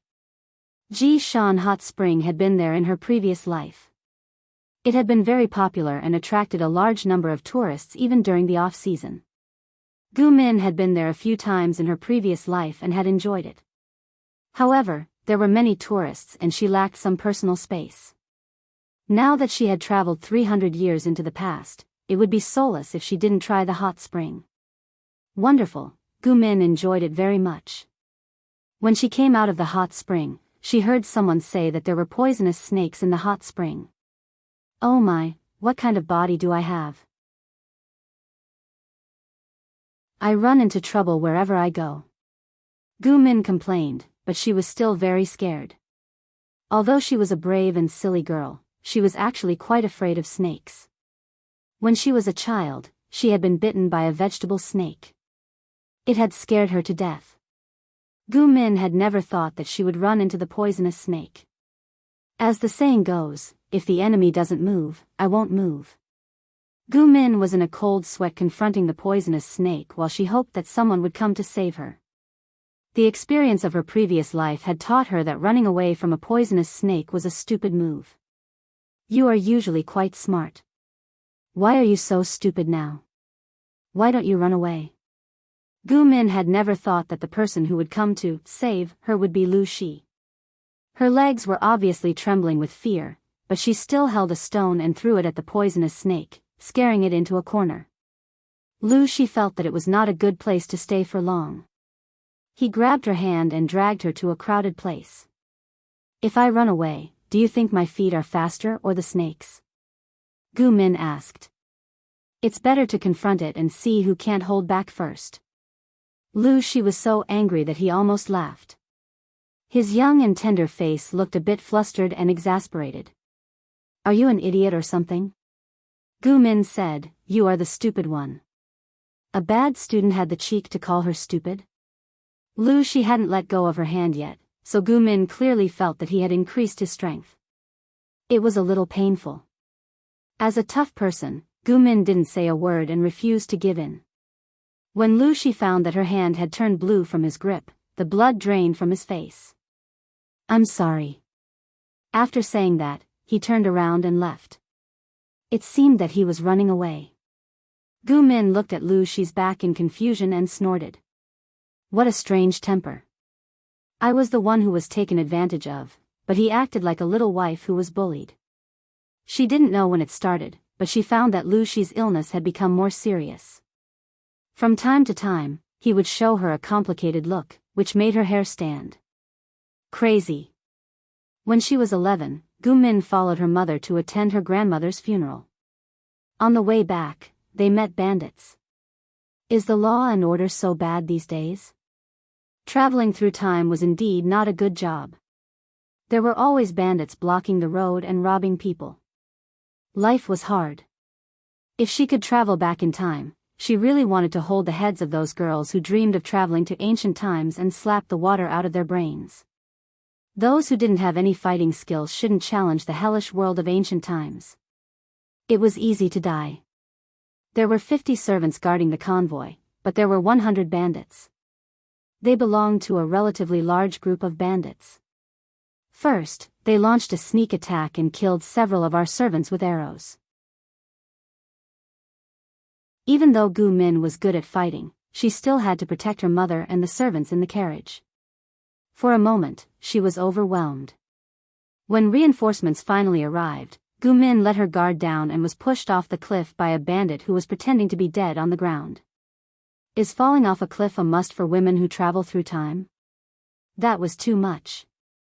As a koi carp, Gu Min was very lucky. Her clothes were hanging on the tree, which slowed down her fall. In addition, the cliff was not very high, so she only broke a leg and her face was scratched by some unknown sawtooth weeds. Other than that, there were no other serious injuries. Because of her leg injury, Gu Min couldn't walk. She had to stay where she was and wait for reinforcements. However, there were many venomous snakes and ants in the deep forest.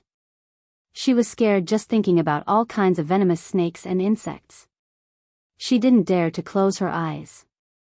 It was not until it was dark that she saw a faint flame. Could it be a will-o'-the-wisp? She couldn't be that unlucky, could she? She only heaved a sigh of relief when she heard the man's footsteps and heard him calling her name. I'm here. The person's footsteps became more and more rapid. Occasionally, she could hear the sound of weeds being cut down. Gu Min blinked and saw a figure approaching with a torch in his hand. He was holding a sword in his right hand and clearing the weeds to make a path. Lu Shi? The person said, I'm not familiar with you. Isn't it too rude to call me by my name? The gratitude that Gu Min had just felt deflated like a punctured balloon. Huh, Lu Zhongqing. Lu Shi rolled his eyes at her and sneered, who's Lu Zhongqing? Gu Min shut her mouth. She had forgotten that the scumbag in front of her was only 11 or 12 years old. He was far from being old enough to have a courtesy name. She remembered Lu Shi's courtesy name because there was a Jiao Zhongqing in the famous Peacock Flies to the Southeast. I was dreaming just now. I thought it was a celestial being. I didn't expect it to be a vulgar mortal like you. Lu Shi took a deep breath. His hand that was holding the torch turned white. Are you here for me? I'm here to collect your body, Lu Shi said. I didn't expect you to survive such a high cliff. Gu Min secretly clenched her teeth. If it weren't for her broken leg, she would have pressed Lu Shi to the ground and beat him up. Lu Shi also noticed that Gu Min was not right. If it were in the past, she would have threatened him with her fists. She was still sitting on the ground. Upon closer inspection, her cheeks were a little pale. Your leg, Lu Shi keenly noticed her unnaturalness. It's broken. Lu Shi's expression changed. Without thinking, he tore off the cloth from his shirt and removed the scabbard. What are you doing? Lu Shi said, I tied it up for you. Do you want to be a cripple for the rest of your life? Do you want your father to pay more head tax for you? What the F***ck? Gu Min was also angry. Lu Shi, the naughty kid, really deserved a beating. It was one thing to curse her for being crippled, but to curse her to be unable to get married for the rest of her life?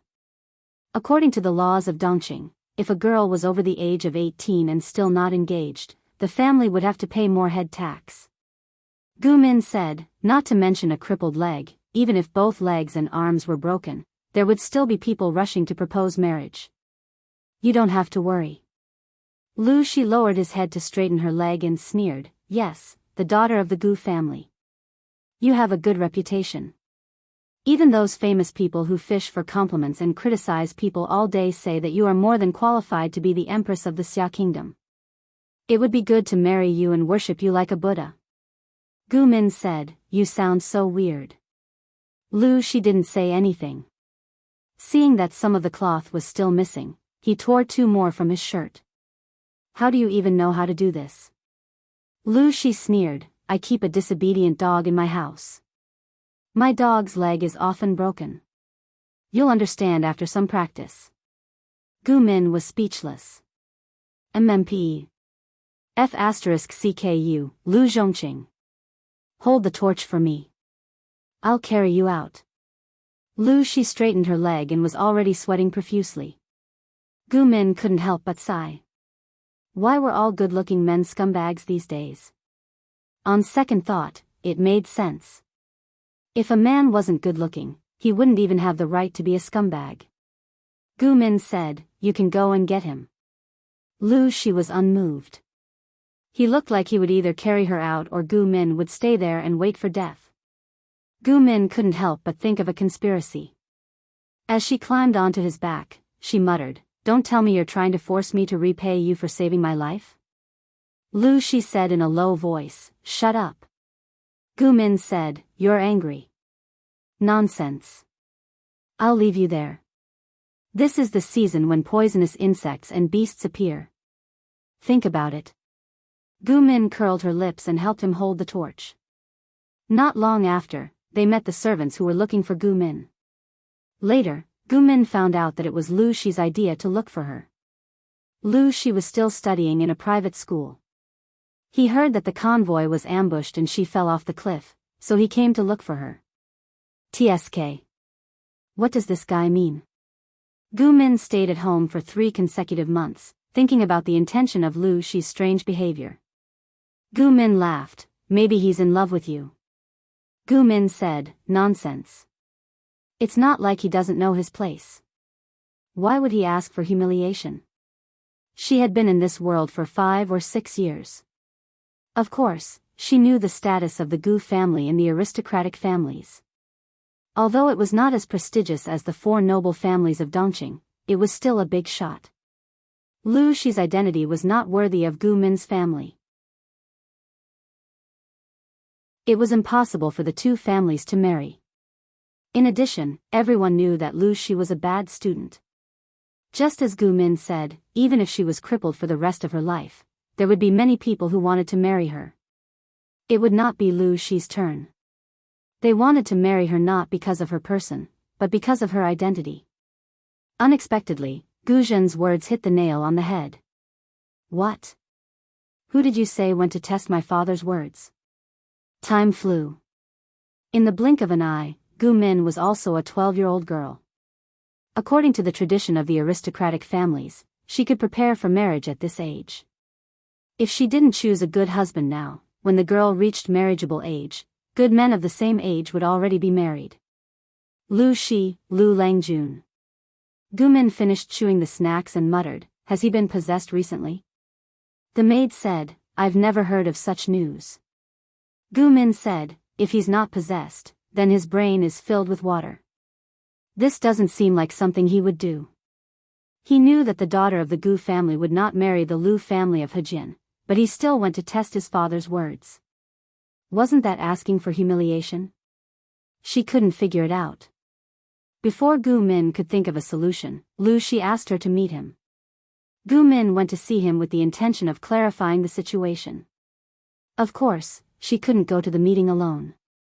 Her maids were waiting not far away. "Have you been possessed recently, or have you hit your head?" Lu Shi said, "Neither. I just heard that you're going to discuss marriage." Gu Min said, "Even if I wanted to discuss marriage, I wouldn't choose you. What kind of father would be willing to push his daughter into a pit of fire?" Lu Shi almost choked. He raised his hand and pointed at himself. "I'm a pit of fire?" Gu Min said, "You really don't know what's going on." Lu Shi didn't understand what she was saying. He thought it was some local dialect, which made him break down. I like you, I adore you, and I want to discuss marriage with you." Gu Min didn't expect to be confessed to by a boy in the first grade of middle school. She was stunned for a moment. "But I don't understand." Gu Min didn't think that she was being nice to Lu Shi. This boy was probably a masochist. How could he confess so straightforwardly? It made her a little embarrassed. Even so, Lu Longjuan's actions didn't mean that. It was Lu Shi's turn to be stunned. He asked, "What?" Gu Min said, "He's neither good at literature nor martial arts. If you were his father, would you like such a boy coveting your daughter?" Lu Shi couldn't defend himself. He was really a bad student. His family background was his shortcoming. He didn't have any talent or ability, so he really couldn't catch anyone's attention. Facts were facts, but it was impossible for Lu Shi not to feel uncomfortable when it came from Gu Min's mouth. Lu Shi's eyes were filled with confusion. He had always felt that he was innocent when it came to studying. He clearly wanted to study well, but he didn't know why he couldn't get into it. There seemed to be a thought in his mind that was preventing him from studying. If he said such a lousy excuse, he would be ridiculed again. "You're on your own," Lu Shi said. "Wait, if I can study well, will you be willing to discuss marriage 2 years later?"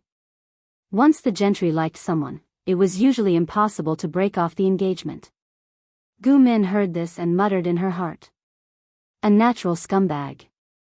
Who would be so bold as to let a girl waste time waiting for him? Besides, she didn't like Lu Shi.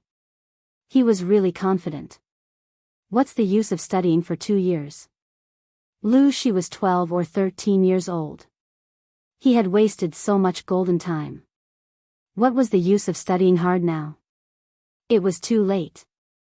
In the end, the slap in the face came too soon. Gu Min heard that her father had been persuaded by Lu Shi to postpone the marriage for 2 years. Gu Min was speechless. She felt that she had a fake father. When she asked for the reason, her father said, Lu Shi's ancestor had some ability. He had once helped the ancestors of the Gu family. We let him try because of this kindness. After all, you don't have to worry about your marriage. It's good to delay it for 2 years so that he can see the seriousness of his situation. Otherwise, the two families will fall out. There were many people watching Gu Min's marriage. Her father was not anxious at all. He also wanted to keep his daughter for 2 more years. There was no harm in postponing the marriage. He could also repay the debt he owed to the Lu family. If Lu Shi became better and could carry the Lu family's name in the future, everyone would be happy. The corner of Gu Min's mouth twitched. She finally understood that her father had drawn a big cake for Lu Shi to hang on and did not intend to fulfill it. After returning, Gu Min heard Gu Jin mention something inadvertently. Lu Shi stayed outside for 2 whole days in order to see her father. It happened to be raining heavily these 2 days, and Lu Shi was soaked badly. Gu Dai said with a smile, I can see that Lu Langjun treats you sincerely. Gu Min just smiled and did not comment. If there was no heavy rain to set off a sad drama, it would be a sad drama without a soul. She originally thought that Lu Shi's popularity would last for a few minutes and he would give up sooner or later. His past dark history also proved this. Lu Shi was a complete failure in his studies. Even if he said he would work hard every time, he would give up halfway. Gu Min did not have high hopes for him at all. As usual, Gu Min wore men's clothes to play around. Almost all the aristocrats in Langia County knew that the daughter of the Gu family was beautiful for both men and women. She was unrestrained and romantic, attracting countless scholars who pursued fashion. Among the scholars, Gu Min's reputation was also very good. By chance, she heard someone praise Lu Shi's talent. Shocked. He actually became serious? Could it be that he was possessed by someone? If Lu Shi could become useful, a sow could climb a tree. Xie Qian said, "Look at you. You don't seem to want to see him change." Gu Min said, "Not really. It's naturally good if he can become better. It's a blessing for the people to have one less rich playboy." Xie Qian knew Lu Shi through Gu Min. A few months ago, he passed by Hejin County and saw him. In the past 2 years, Lu Shi had changed so much that it could be said that he had been reborn. Xie Qian almost did not recognize him. "Then why are you like this?" Gu Min said, "I have always treated him as my brother-in-law. You know, but he fell for me, his sister. How can I accept it?" Xie Qian was surprised. "Brother-in-law? Did he go and mess with your sister? Such a scumbag. He messed with the girl and still confessed his love for his sister. Was this man on the verge of death?" Gu Min said, "Not really. He didn't have much contact with my sister, but I heard from a master that the two of them had a relationship. She could not say that history told her that the two of them would get together. If Lu Shi learned well now, Gu Min would not have to feel guilty when he married Gu Zhen in the future." Xie Qian said, "Ghosts and gods cannot be trusted." Gu Min said, "Whether you believe it or not depends on the person. I believe it more. Back then, the master said that I lost my soul. Later on, my soul came back and I became normal. It can be seen that there is a way here. It is better to believe it than not. It is not wrong to fear the gods." Xie Qian said, "Lu Shi asked me about your recent situation." Gu Min laughed. "Does he still need to ask about my recent situation?" She was famous in Langia County. Many aristocratic ladies regretted that she was a girl. Otherwise, they would have thrown themselves at her. Xie Qian said, looking at him, "I am afraid that he is deeply in love?" Gu Min said, "Unrequited love." Xie Qian was speechless. She pitied Lu Shi for some reason. "You don't like him at all?" Gu Min sighed and said to her best friend, "I can't say that I don't like him, but that is not love between a man and a woman. Xiaohe also knows that I am precocious and has always treated him as a child and a brother-in-law. Suddenly, he said that he likes me. It is an indescribable feeling." Gu Min's feelings could be summed up in one sentence. "I treated you like a child, but you actually want to sleep with me." Xie Qian was speechless. As it turned out, sooner or later, he would have to pay for what he had done. Gu Min rejected Lu Shi with the excuse that he was neither good at literature nor martial arts. More than 2 years had passed, and he was famous for both literature and martial arts. For some reason, Gu Min sent someone to secretly inquire about Lu Shi's situation in the past 2 years. She didn't know if she didn't see it, but when she did, she was shocked. Coincidentally, Lu Shi came to Langia County again. Gu Min carried her sword and went to meet him aggressively. "What are you doing?" Lu Shi had dressed himself up nicely and waited for Gu Min's arrival anxiously. He never thought that she would draw her sword as soon as she arrived. "What kind of demon are you?" The Lu Shi that Gu Min knew was stupid, bratty, wicked, and had a nasty mouth. It was impossible for him to be the smooth and slick guy in the intelligence report. What should she do if her temperament had changed so much? It was most likely that she had been possessed. Lu Shi was speechless. They hadn't seen each other for more than 2 years, and this was the first thing she said? You're tuning into the Romantic Tales YouTube channel. Don't forget to subscribe and join us on this journey to catch the most captivating stories.